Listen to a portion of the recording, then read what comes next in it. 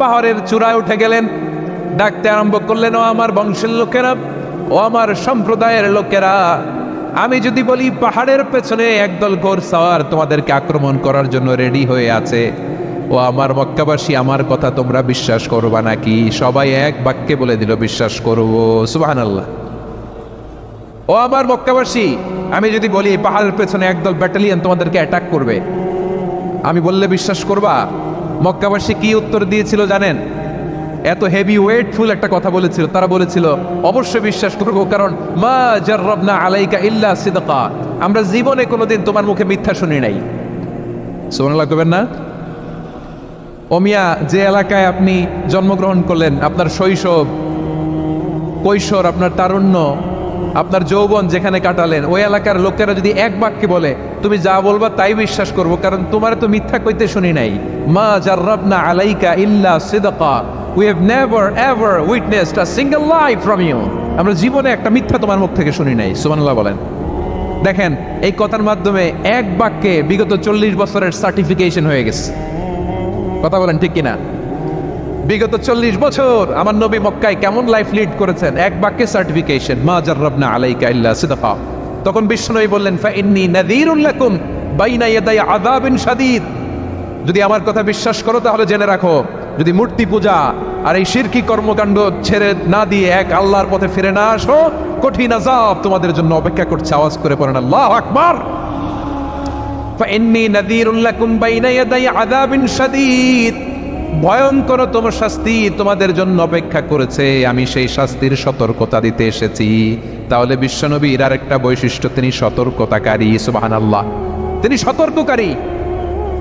উম্মাহকে reminder দিতে এসেছেন, warning দিতে এসেছেন। আবার জাহান্নামীরা যখন জাহান্নামে যাবে, ফেরেশতারা ডেকে বলবে, ও কপাল পোড়া জাহান্নামীরা, জাহান্নামে কেন ঢুকলা? দুনিয়ার বুকে কি তোমাদেরকে সতর্ক করার জন্য কেউ আসে নাই?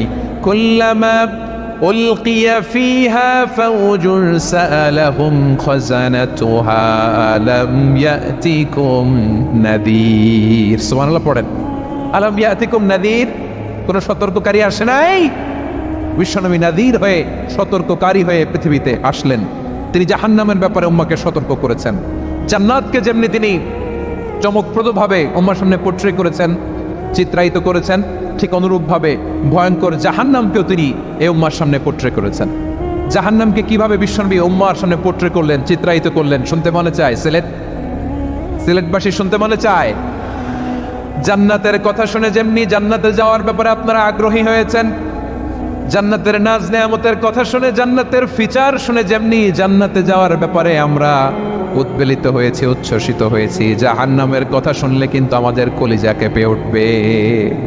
কিভাবে বিশ্বনবী পোট্রে করলেন? বিশ্বনবী বলেন, নারুকুম হাযিহিল্লাতী ইউকিদু ইবনু আদম জুজউন মিন ৭০ জুজআন মিন হাররি জাহান্নাম। ও আমার উম্মতেরা, তোমরা যে রান্নাঘরে যে আগুন দিয়ে রান্না করো, তোমরা কি ভেবেছো জাহান্নামের আগুন ওই রান্নাঘরের আগুনের মতো না?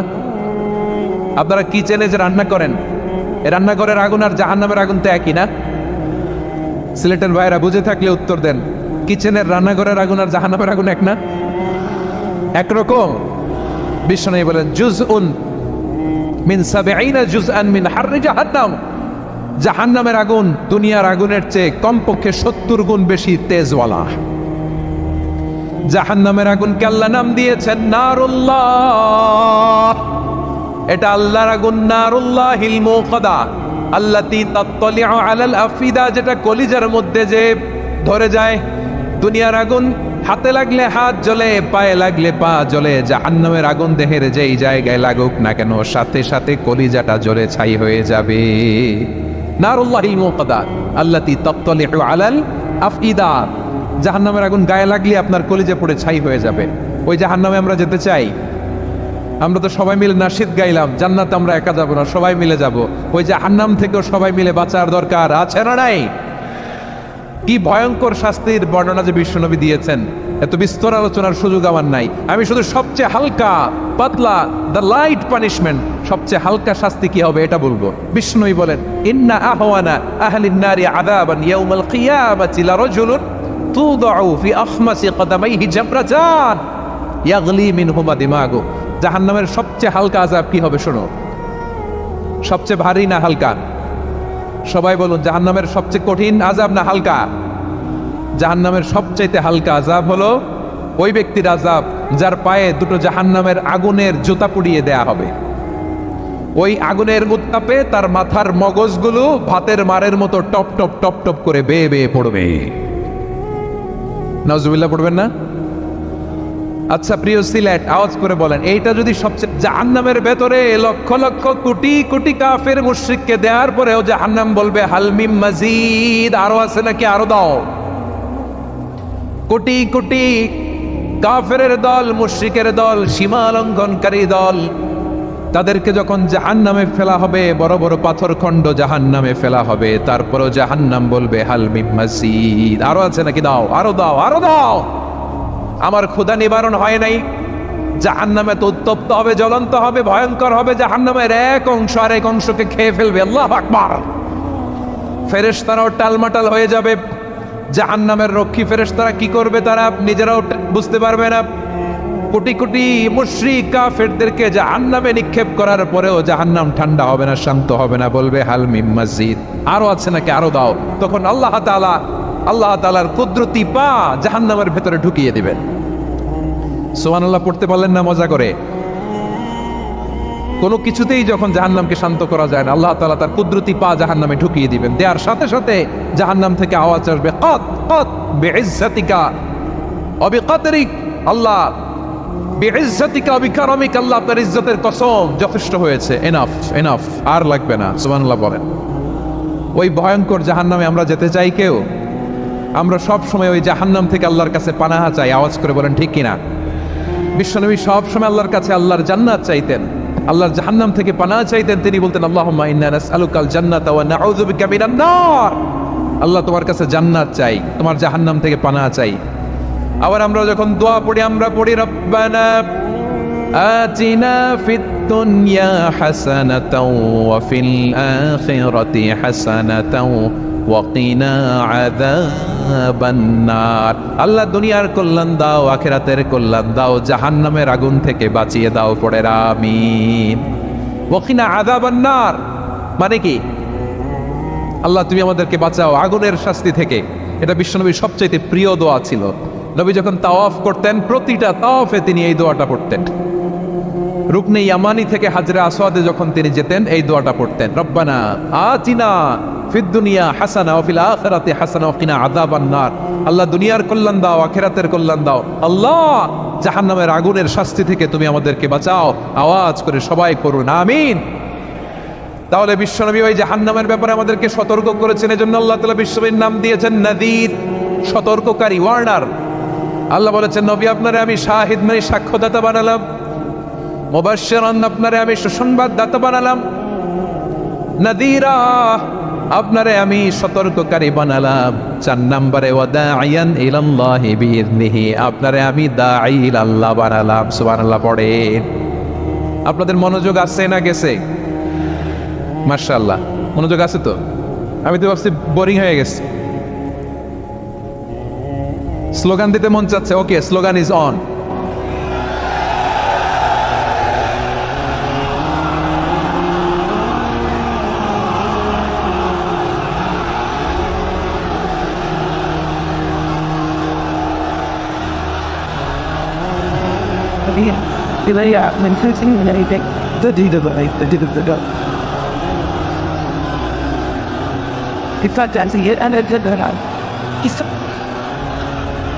মাশাআল্লাহ মাশাআল্লাহ। হ্যাঁ ঠিক আছে, আর কয়েক মিনিট।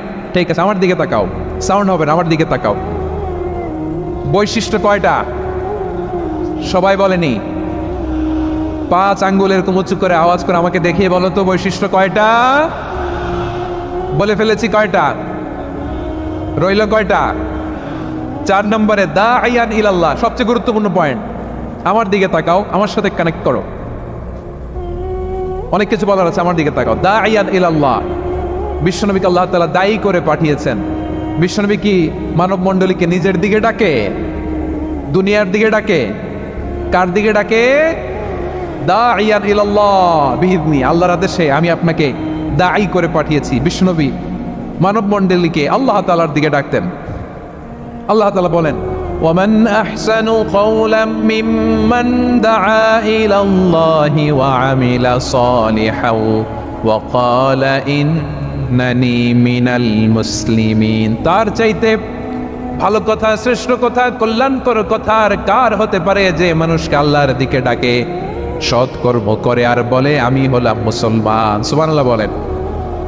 এবং এই যে দাওয়াতি কাজ বিশ্বনবী করবেন, এটার একটা মেথডোলজি আছে। বিশ্বনবী কিভাবে দাওয়াতি কাজ করবেন উম্মার মাঝে, এটাও আল্লাহ তাআলা দাওয়া মেথডোলজি তিনি শিখিয়ে দিলেন। তিনি বললেন উদউ ইলা সাবিলি রাব্বিকা বিল হিকমাতি ওয়াল মাউইযাতিল হাসানাতি ওয়াজাদিলহুম বিল্লাতী হিয়া আহসান। নবী, আপনি মানুষকে আপনার রবের দিকে ডাকুন প্রজ্ঞার সাথে, বিচক্ষণতার সাথে, সুন্দর কথামালা দিয়ে, উপদেশ দিয়ে। আর যদি আল্লাহর দ্বীন প্রচার করতে যে কারোর সাথে তর্ক করতে হয়, সর্বোত্তম পন্থায় সেই তর্ক করেন। পড়েন সুবহানাল্লাহ। প্রিয় ভাইরা, উদউ ইলা সাবিলি রাব্বিকা বিল হিকমা, আমরা হিকমতের সাথে দাওয়াতি কাজ করতে চাই। হিকমা মানে কি? হিকমা মানে হচ্ছে knowledge plus common sense equals to হিকমা। আল্লাহর দেয়া কোরআন সুন্নাহ এবং আপনার কমন সেন্স দুইটাকে একসাথে মিক্স করলে এটা প্রজ্ঞা হিসেবে রিফ্লেক্ট করে। শুধু কোরআনের আয়াত মুখস্থ করলেই হবে না, হাদিস মুখস্থ করলেই হবে না, এটা কিভাবে উপস্থাপন করতে হবে সেটাও জানার দরকার আছে না নাই? কি বলতে হয়, কতটুকু বলতে হয় সেটাও জানার দরকার আছে না নাই? সেটার নাম হচ্ছে হিকমা, প্রজ্ঞা। এই প্রজ্ঞার সাথে, বিচক্ষণতার সাথে আমাদেরকে দাওয়াতি কাজ করতে হবে। বিষ্ণু ইসলামের দাওয়াতি কাজের পন্থা, দাওয়াত দিতে হবে গ্রাজুয়ালি। তাকিয়েছেন আমার দিকে, তাকিয়েছেন সবাই? মাশাআল্লাহ, ভেরি নাইস অডিয়েন্স, মাশাআল্লাহ।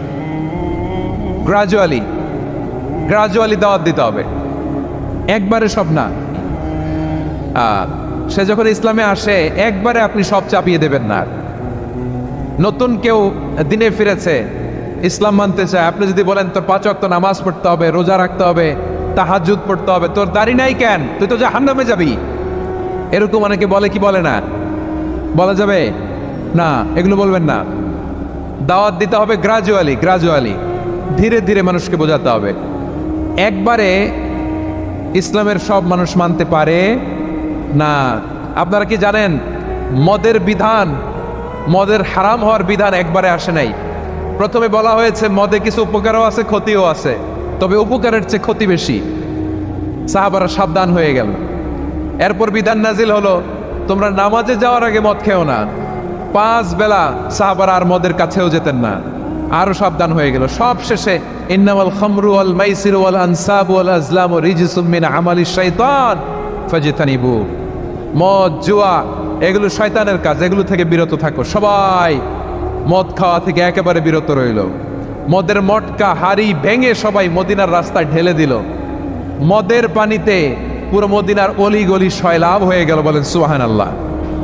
তাহলে মদ কি একবারে হারাম হয়েছে? প্রিয় সিলেট, আওয়াজ করে বলেন, মদের বিধান, হারাম হওয়ার বিধান এটা কি একবারে হয়েছে? কেউ যদি ইসলাম মানতে চায় একবারে তাকে সবকিছু চাপিয়ে দেয়া যাবে না। আমাদের কাছে অনেকে আসে, আয়সা বলে হুজুর আমার মেয়েটা পর্দা করে না, হুজুর পর্দা করে না, ওর জন্য দোয়া করেন। তা আমি বলি বয়স কত? বলে 22। তো 22 বছর বয়সে আগে কি করছেন? আগে পর্দা করাইছেন? না, করাই নাই। তো এখন তো আর হবে না। এখন তাকে আস্তে আস্তে বুঝান যে মা শালীন পোশাক পরো, একটু শালীন, যেমন আছো তেমনই থাকো, শালীন পোশাক। শালীনে অভ্যস্ত হলে বুঝান মারে একটু মাথায় কাপড় দাও, একটু হেজাব করো। ওইটাতে অভ্যস্ত হয়ে গেলে এরপরে তাকে নিকাবের দিকে আপনি আহ্বান করেন। ওইটাতে অভ্যস্ত হয়ে গেলে হাত মোজা, পা মোজা যদি করতে চায়, এইভাবে গ্রাজুয়ালি আগাতে হবে। প্রিয় ভাইয়েরা, আমি বলেছিলাম যে একদল খেয়ে গিয়েছে আর একদল খাওয়ার জন্য রেডি হয়ে আছে। তো কোনো দল এটা নিয়ে কোনো কথা বললো না। আপনারা এটাকে নিজের গায়ে যে মাখালেন, এটা ঠিক হয়নি। আর এই জাতীয় বার্তা যখন আমরা দেই, তখন যদি আপনি বলেন যে পারলে রাজনীতিতে আসেন, পারলে দল করে দেখান, এটা হইল? তো যশোরের প্রোগ্রামের এক ভিডিওর পেছনে আমাদের কিছু দিনী ভাইয়েরা 6 বছর আগের এক অডিও ব্যাকগ্রাউন্ডে জুড়ে দিয়ে বিভ্রান্তি ছড়ানোর জন্য সোশ্যাল মিডিয়াতে ছড়িয়ে দিয়েছে। তো তাদের প্রতিও আমাদের কোনো রাগ নাই, ক্ষোভ নাই, তারা হয়তো দিনই তাকাদা থেকেই করেছে। প্রিয় ভাইরা, সূরাতুল আহজাবের 45 এবং 46 নম্বর আয়াত আমি তেলাওয়াত করেছি, যেখানে আল্লাহ তাআলা বিশ্বনবীর 5টি বৈশিষ্ট্যের কথা বলেছেন। কয়টি? সবাই বলুন আওয়াজ করে, কয়টি? 5টি বৈশিষ্ট্যের কথা আল্লাহ তাআলা এই আয়াত দুটিতে উল্লেখ করেছেন। বিশ্বনবী সাল্লাল্লাহু আলাইহি ওয়াসাল্লামের জীবনী, ওনার বায়োগ্রাফি নিয়ে কথা বলাটা দুষ্কর, কারণ এটার কোনো শেষ নাই, কুল নাই, কিনারা নাই, বিয়ন্ডলেস, বাউন্ডলেস, বটমলেস। সুবহানাল্লাহ বলেন। কারণ তিনি তো এমন নবী যিনি হ্যাঁ বললে এটা শরীয়তে হালাল হয়ে যায়। নবীর মুখ দিয়ে যদি বেরোয় হ্যাঁ, নাম, ইয়েস, তাহলে এটা হালাল, ঠিক কিনা বলেন? এ নবীর মুখ দিয়ে যদি না বের হয় যে না, নো, তাহলে এটা শরীয়তে হারাম হয়ে যায়। কেমন নবী আমরা পেয়েছি, যিনি হ্যাঁ বললে হালাল, না বললে হারাম, যিনি সাব্বাবা, এই আঙ্গুলি উপরের দিকে উঁচু করলে চাঁদ ভেঙে 2 টুকরা হয়ে যায়, যে নবী জমিন থেকে পা উঁচু করলে আল্লাহর আরশে মেরাজে চলে যায়। এমন নবীর উম্মত আমরা হয়েছি। যে নবীকে বাদ দিলে কোরআন বোঝা যায় না, কারণ এ নবীর উপরই কোরআন নাজিল করেছে কে? এ নবীকে বাদ দিলে হাদিস বোঝা যায় না, কারণ হাদিস তো এ নবীর মুখনিসৃত পবিত্র বাণী। সুবহানাল্লাহ পড়েন। এ নবীকে বাদ দিলে জান্নাত চেনা যায় না, কারণ জান্নাত তিনি চাক্ষুষ দেখে এসে আমাদেরকে মেরাজ শেষে বর্ণনা করে শুনিয়েছেন। এ নবীকে বাদ দিলে জাহান্নাম চেনা যায় না, এ নবীকে বাদ দিলে আমার রবকে চেনা যায় না, ঠিক কিনা বলেন? তো বিশ্বনবীর 5টি বৈশিষ্ট্যের কথা আল্লাহ তাআলা এই সূরাতে উল্লেখ করেছেন। আল্লাহ রাসূল সাল্লাল্লাহু আলাইহি ওয়াসাল্লাম যখন মক্কাতে দাওয়াত দিচ্ছিলেন, মক্কার কুরাইশরা নানাভাবে বিষ্ণু ইসা ইসলামকে কষ্ট দিচ্ছিল, নানাভাবে ট্যাগিং করছিল, মিথ্যা অপবাদ দিচ্ছিল। কখনো কখনো তারা বিশ্বনবীকে বলছিল মিথ্যাবাদী, কাযযাব। কখনো বলছিল যে তুমি হচ্ছে জাদুকর, সাহের। কখনো বলেছে শায়ের, মুহাম্মদ তুমি কবি। কখনো বলেছে কাহেন, মুহাম্মদ তুমি গণক। এবং কখনো বলেছে মুহাম্মদ তুমি হচ্ছে মাজনুন, মানে পাগল। আওয়াজ করে সবাই পড়ুন নাউযু বিল্লাহি মিন যালিক। তাহলে বিশ্বনবীকে মৌলিকভাবে এই 5টি অপবাদ দিয়েছে।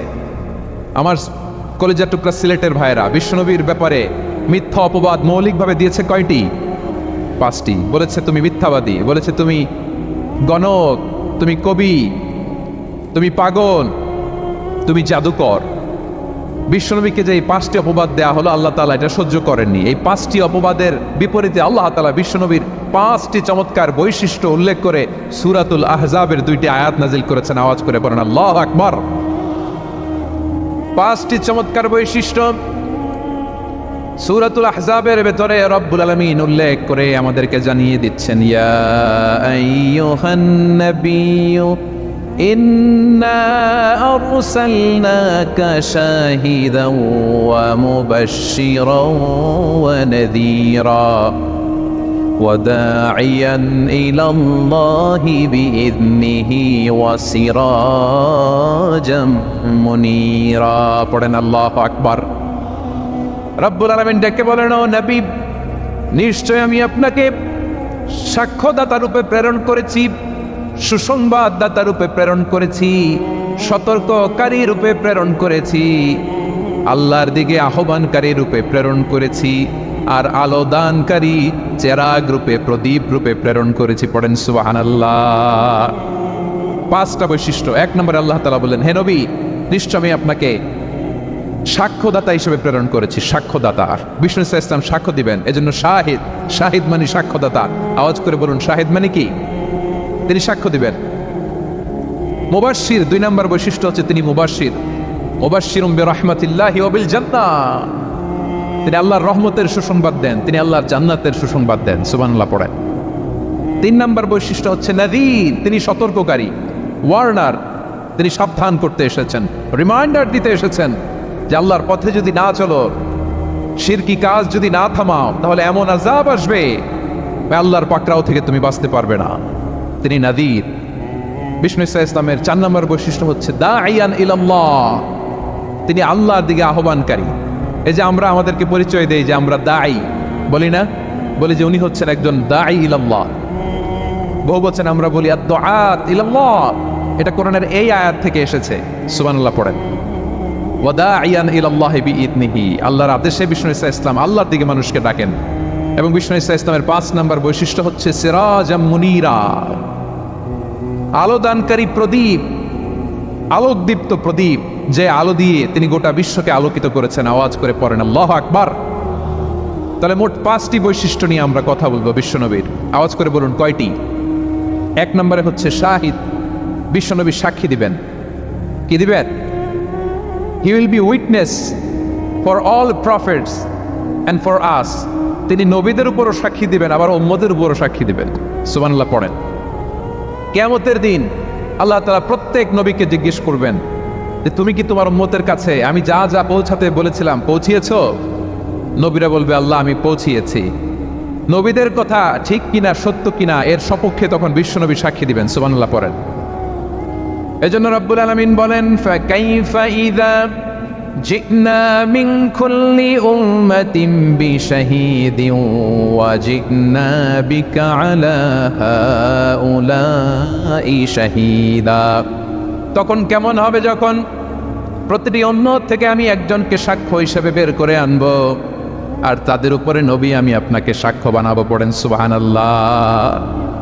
তাহলে সব উম্মতের ব্যাপারে সে উম্মতের নবীরা সাক্ষ্য দিবে, আর ওই নবীদের উপরে আমাদের নবী বিশ্বনবী সাক্ষ্য দিবেন। সুবহানাল্লাহ পড়েন। এজন্য বিশ্বনবী হচ্ছেন শাহিদ। শাহিদের আরেকটা ব্যাখ্যা হচ্ছে বিশ্বনবী সাল্লাল্লাহু আলাইহি ওয়াসাল্লাম আমাদের সাক্ষীর উপরে তিনি সাক্ষী দিবেন। তিনি নবীদেরও সাক্ষী, আবার আমাদের উপর উম্মতের উপরও সাক্ষী। সুবহানাল্লাহ পড়েন। রব্বুল আলামিন বলেন وَكَذَلِكَ جَعَلْنَاكُمْ أُمَّةً وَسَطًا لِتَكُونُوا شُهَدَاءَ عَلَى النَّاسِ وَيَكُونَ الرَّسُولُ عَلَيْكُمْ شَهِيدًا। আর অনুরূপভাবে আমি তোমাদেরকে মধ্যমপন্থী উম্মত হিসেবে তৈরি করেছি, প্রেরণ করেছি। ব্যালেন্সড উম্মাহ, মধ্যমপন্থী উম্মাহ হিসেবে প্রেরণ করেছি, যাতে করে তোমরা সবার উপরে সাক্ষ্য দিতে পারো, আর যাতে তোমাদের নবী হতে পারে তোমাদের উপরে সাক্ষ্যদাতা। পড়েন সুবহানাল্লাহ। আমরা হচ্ছি ব্যালেন্সড উম্মাহ, আমরা সবার ব্যাপারে সাক্ষ্য দিব, আর আমাদের উপর সাক্ষ্য দিবে স্বয়ং বিশ্বনবী। সুবহানাল্লাহ পড়েন। তাহলে আমাদের নবী নবীদের উপরও সাক্ষী, আমাদের উপরও সাক্ষী। সেই বুখারীতে এসেছে আল্লাহ তাআলা কিয়ামতের দিন সাইয়েদনা নূহ আলাইহিস সালামকে বলবেন, নূহ তুমি কি দাওয়াত পৌঁছিয়েছো তোমার উম্মতের কাছে? নূহ আলাইহিস সালাম বলবেন হ্যাঁ আমি পৌঁছিয়েছি। এবার নূহের উম্মতকে আল্লাহ জিজ্ঞেস করবেন, এ নূহের উম্মতেরা তোমাদের নবী নূহ কি দাওয়াত পৌঁছিয়েছে?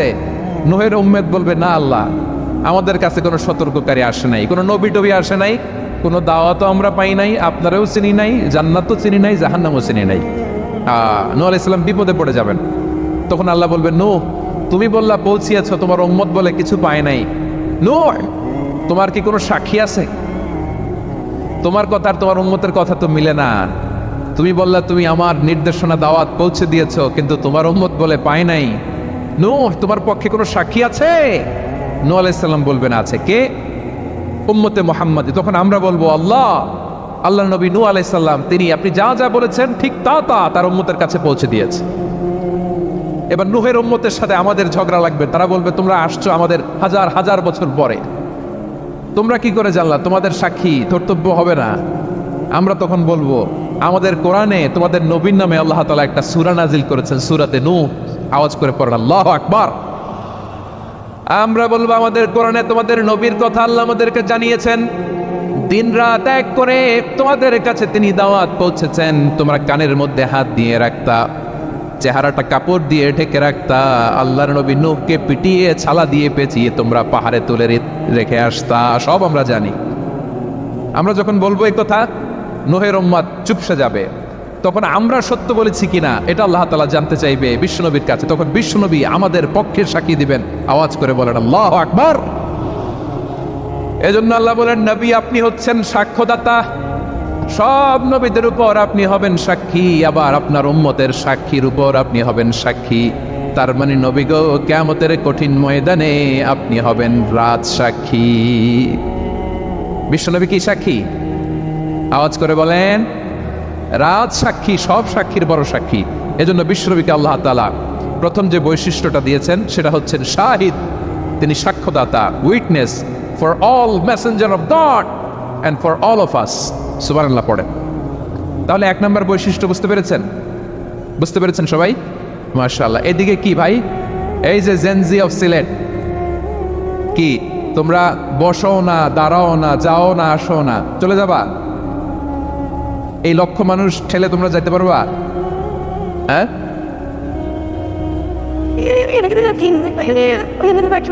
বসো বসো, বসতে হবে। শুরুতেই তোমাদের অনেক প্রশংসা করলাম, এই যদি হয় তোমাদের প্রশংসার নমুনা, তাইলে হবে না। বসো, মেহেরবানি করে বসো, বসো।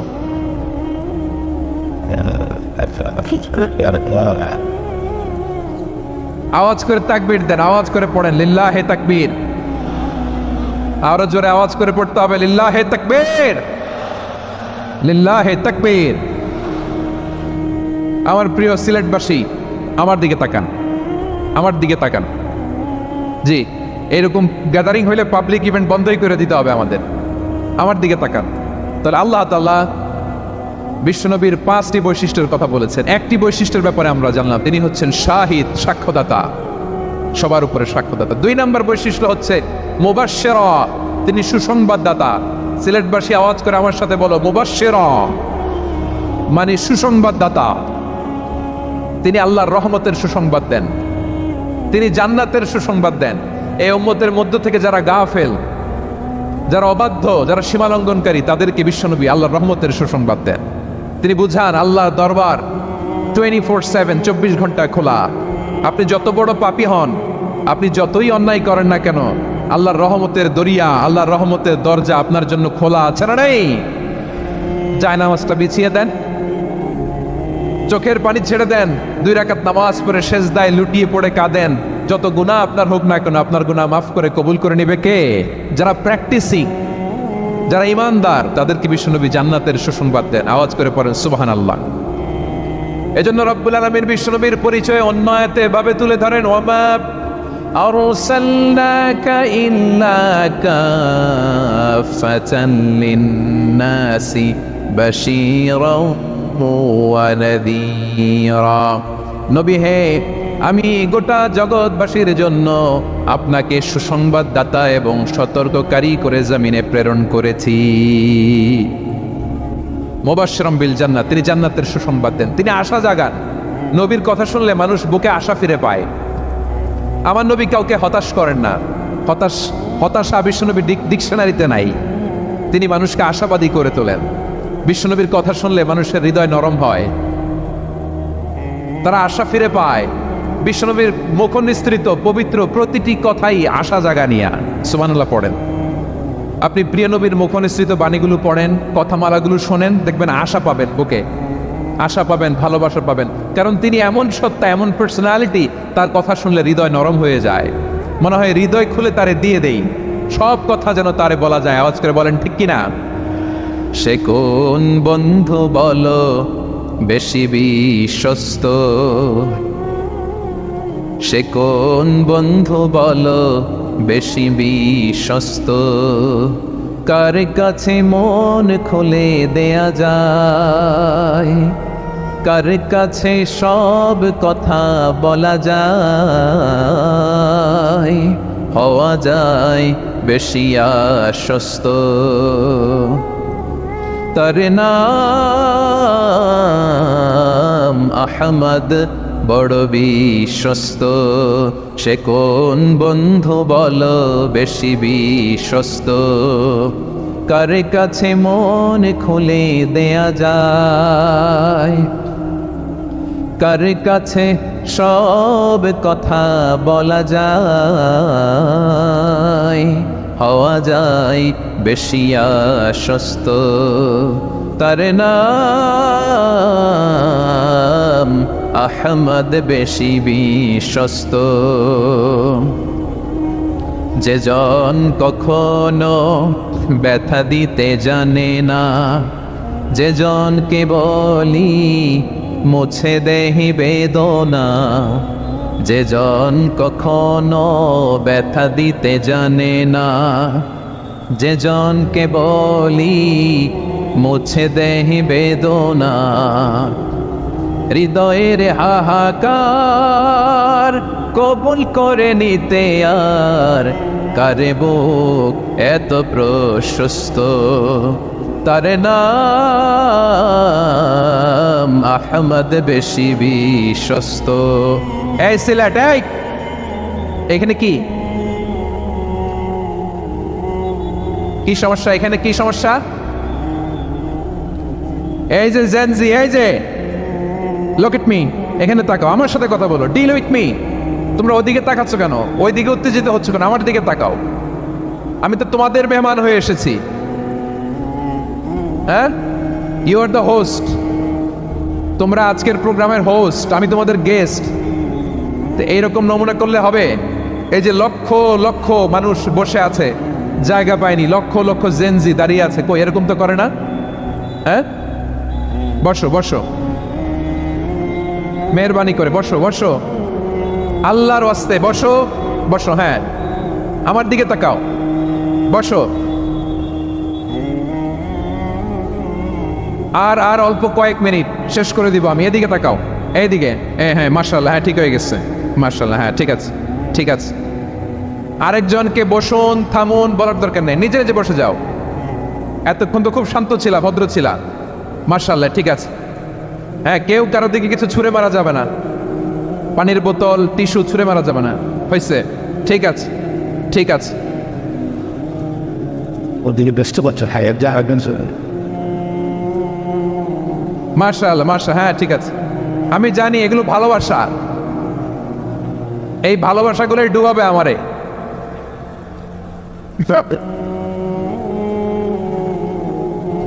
তোমাদের এই ভালোবাসার জন্য যদি আমি কথাই বলতে না পারি, দুইটা বাক্য যদি আমি শোনাতে না পারি, কোথাও বসতে না পারি, দাঁড়াতে না পারি, তাহলে এই ভালোবাসা দিয়ে কিছু হবে? হ্যাঁ, তোমাদের শুরুতেই তো বললাম রেসপন্সিবল হইতে হবে। এখানে নিঝুম নিস্তব্ধ একটা পরিবেশ লাগবে কথা বলবার জন্য। মাশাআল্লাহ, এই তো ঠান্ডা হয়ে গেছে। হ্যাঁ, বিশাল মাঠ। আমি তো বাংলাদেশের অলমোস্ট অধিকাংশ জেলায় গিয়েছি, এই এমসি কলেজের ময়দানের মতো মাঠ আমার চোখে আর পড়ে নাই বাংলাদেশ। এত বড় ময়দান, এই পুরো ময়দানে লাইটিং করে ওনারা ব্যবস্থাপনা করেছেন, এলইডি স্ক্রিন দিয়েছেন যাতে করে দূর দূরান্ত থেকে দেখা যায়। এখন আমাকে সবাই যদি কাছে থেকে দেখতে চাও, কাছে থেকে দেখে দেখে লক্ষ লক্ষ মানুষ, 5 লাখ 10 লাখ লোক কি কাছে বসে দেখতে পারবে? তো এতটুকু স্যাক্রিফাইস তো করতে হবে তোমাদের। হ্যাঁ, ঠান্ডা হয়েছে, ঠিক আছে, মাশাআল্লাহ। হ্যাঁ, এই কয়েকজন শুধু, হ্যাঁ বসে যাও।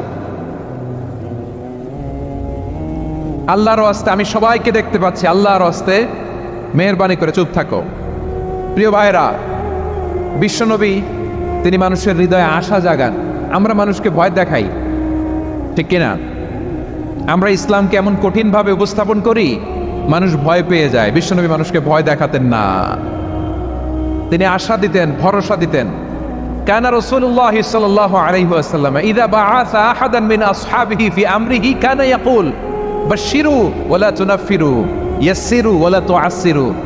কাউকে কোনো দায়িত্ব দিয়ে পাঠালে সাহাবাদেরকে তিনি বলে দিতেন প্রত্যেককে যে বাশশিরু ওয়ালা তুনাফিরু, মানুষকে সুসংবাদ দিও, দিন থেকে ভাগিও না, সহজভাবে ইসলামকে উপস্থাপন করো, ইসলামের শিক্ষাটাকে জটিল করে উপস্থাপন করো না। সুবহানাল্লাহ। ইদা সাআলতা ফাসআলিল্লাহ, যখন চাইতে মনে চায় আল্লাহর কাছে চাও, যখন সাহায্যের দরকার হয় আল্লাহর কাছে সাহায্য চাও। বিশ্বনবী নিজেও বিপদে পড়লে সাহায্য চাইতেন কার কাছে? আল্লাহর ওয়ালিরা বিপদে পড়লে সাহায্য চায় কার কাছে? তো আমরাও চাবো কার কাছে? এমনকি বিশ্বনবীর কাছেও সাহায্য চাওয়া যাবে না। বিশ্বনবীর মাকবারের সামনে আমরা মসজিদ নববীতে যখন সালাত পড়ে ওনার কবরের সামনে দাঁড়িয়ে যখন সালাম দেই, তখন বিশ্বনবীর কাছে কিছু চাওয়া যায় না। আল মাইয়িতু ফিল কবর কাল গরীকু ফিল বাহর, সাঁতার না জানা ব্যক্তি সাগরে পড়লে যেরকম অসহায়, মানুষ মরে গেলে এরকম অসহায়, সে আপনারে কিছু করতে পারে না। আপনি বরং তাকে দোয়া করে তার রুহে আপনি সওয়াব পৌঁছে দিয়ে আসবেন, তার জন্য ক্ষমা চাইবেন, ইস্তেগফার করবেন, কিন্তু তার কাছে কিছু চাওয়া যাবে? কিন্তু আমাদের দেশে চায় না। মাজারে যেয়ে চায় কি চায় না? দয়াল বাবার কাছে চায় কি চায় না? দয়াল বাবারে দয়া করো আমারে বলে, এখনো বলে। এত আমরা বুঝাই, তাওহীদের পক্ষে মানুষকে বুঝাই, শিরকের বিপরীতে আমরা মানুষকে সচেতন করি, এরপরেও বলে দয়াল বাবারে দয়া করো আমারে। দয়াল বাবা আপনার দয়া করতে পারে না, দয়া করতে পারে কে? এজন্য জীবনের যে কোনো মুহূর্তে, যে কোনো পরিস্থিতিতে, সিচুয়েশনেই আমরা থাকি না কেন, আমরা সাহায্য চাইবে একজনের কাছে, চিল্লায় বলতে হবে তিনি কে।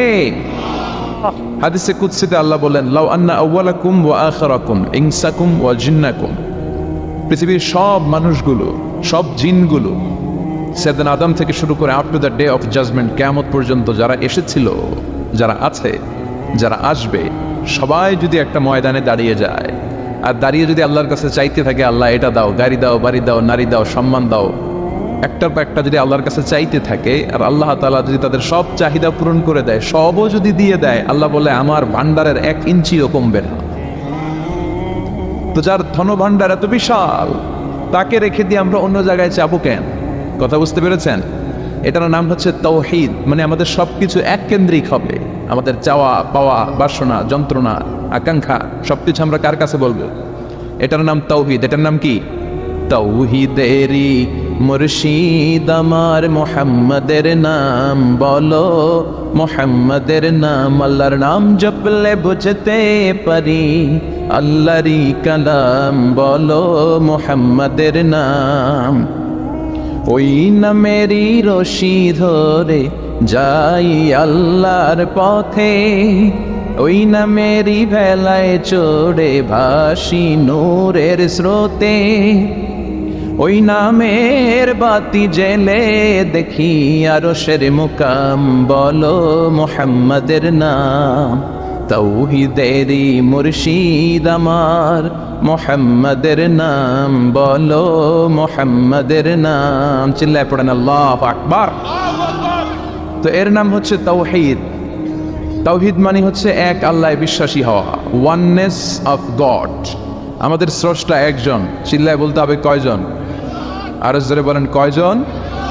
খ্রিস্টানরা বলে ওদের স্রষ্টা 3 জন। কয়জন?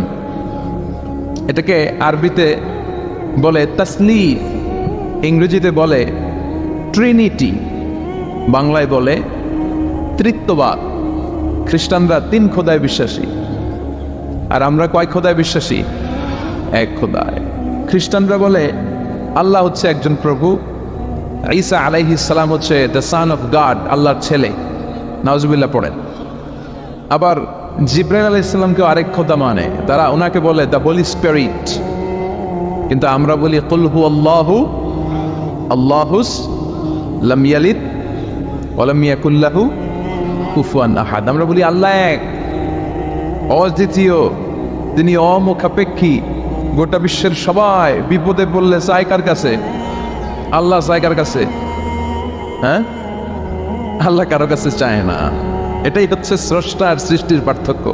আমরা বিপদে পড়লে আল্লাহর কাছে চাই, আল্লাহ কারো কাছে চায়। আমাদের প্রয়োজন পূরণে আমরা আল্লাহর কাছে ঠেকা, আল্লাহ কি কারো কাছে ঠেকা? এজন্য আল্লাহ বললেন তোমরা সব ফকির। আমরা কি? রব্বুল আলামিন বলেন ইয়া আইয়ুহান নাসু আনতুমুল ফুকারাউ ইলাল্লাহ ওয়াল্লাহু হুয়াল গনিয়ুল হামিদ। ও দুনিয়ার মানুষেরা শোনো, তোমরা হলো ফকির, তোমাদের প্রয়োজনে আমার কাছে চাও, কিন্তু আমি আল্লাহ কারো কাছে চাই না। আমরা সবাই ফকির। আমরা কি? তাহলে ধনী কে? চিল্লায় বলেন ধনী কে? উনি কারো কাছে হাত পাততে হয় না, সবাই ওনার কাছে হাত পাতে। এজন্য আমরা ফকির, উনি হচ্ছেন ধনী। এজন্য সব বিপদে আপদে ওই ধনী আল্লাহর কাছে, অমুখাপেক্ষী আল্লাহর কাছে চাইতে রাজি আছেন তো? ছেলে হয় না, চাইবেন কার কাছে? মেয়ে হয় না, চাইবেন কার কাছে? না দুর্গার কাছে, সরস্বতী, খাজা বাবা, ল্যাংটা বাবা, আউলা বাবা, জাউলা বাবা, আছে না নাই? এগুলোর সাথে আমাদের কোনো সম্পর্ক নাই। সহজটা দিয়ে আমরা কত দিকে দৌড়াই। এক মসজিদে যে সেজদায় পড়ে কাঁদলেই আল্লাহ মনের সব বাসনা পূরণ করে দেয়, ঠিক কি না? আবার বিশ্বনবী বলতেন বিপদে পড়লে, যদিও বিপদটা ছোট হয়, আল্লাহর কাছে চাও। বিশ্বনবী বলতেন তোমার পায়ের জুতার ফিতাও যদি ছিঁড়ে যায়, মুচির দোকানে যাওয়ার আগে যাইবা কার কাছে? পায়ের জুতা ছিঁড়ে গেলে ঠিক করার জন্য কার কাছে যাই? আল্লাহর কাছে বলে যাই। মুচির দোকানে যাই না? তো বিষ্ণু বলেন মুচির দোকানে যাওয়ার আগে একবার আল্লাহর কাছে চাইও। সুবহানাল্লাহ পড়ে। বিশ্বনবী নামাজ শেষ করলেন। নামাজ শেষ করে বিশ্বনবী সাহাবাদের দিকে মুখ ফিরিয়ে বসতেন আর বলতেন আল্লাহু আকবার। কি বলতেন? 3 বার পড়তেন আস্তাগফিরুল্লাহ, আস্তাগফিরুল্লাহ, আস্তাগফিরুল্লাহ। তারপর তিনি অনেক আজকার পড়তেন, আজকারুস সাবাহ ওয়াল মাসা। সকাল সন্ধ্যার এই জিকিরগুলো পড়ে উনি ওনার জিহ্বাটারে সিক্ত করে রাখতেন। আমাদের সময়ই হয় না, আমরা নামাজের পরে আল্লাহুম্মা আমিন, ইয়া আরহামার রাহিমিন, সব শেষ। কোনো তাসবিহ তাহলিল নাই, জিকির আজকার নাই। বিষ্ণুবী এটা করতেন না, তাসবিহ পড়তেন। তো বিষ্ণুবী প্রায় দেখতেন এক সাহাবী সালাম ফেরানোর পরে দেয় দৌড়।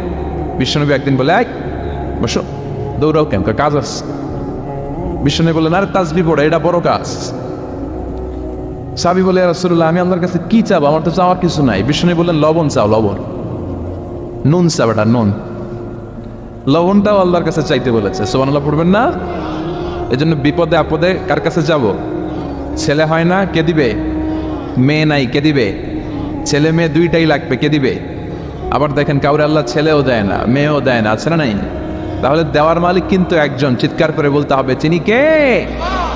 এটার নাম তাওহীদ। এটার নাম কি?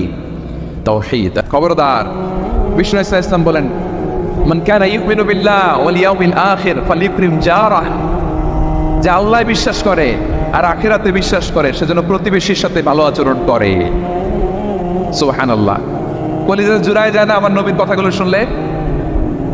যে আল্লাহ বিশ্বাস করে, যে আখিরাতে বিশ্বাস করে সেজন্য প্রতিবেশীর সাথে ভালো আচরণ করে। এখানে বলছে মুসলিম প্রতিবেশী বলছে,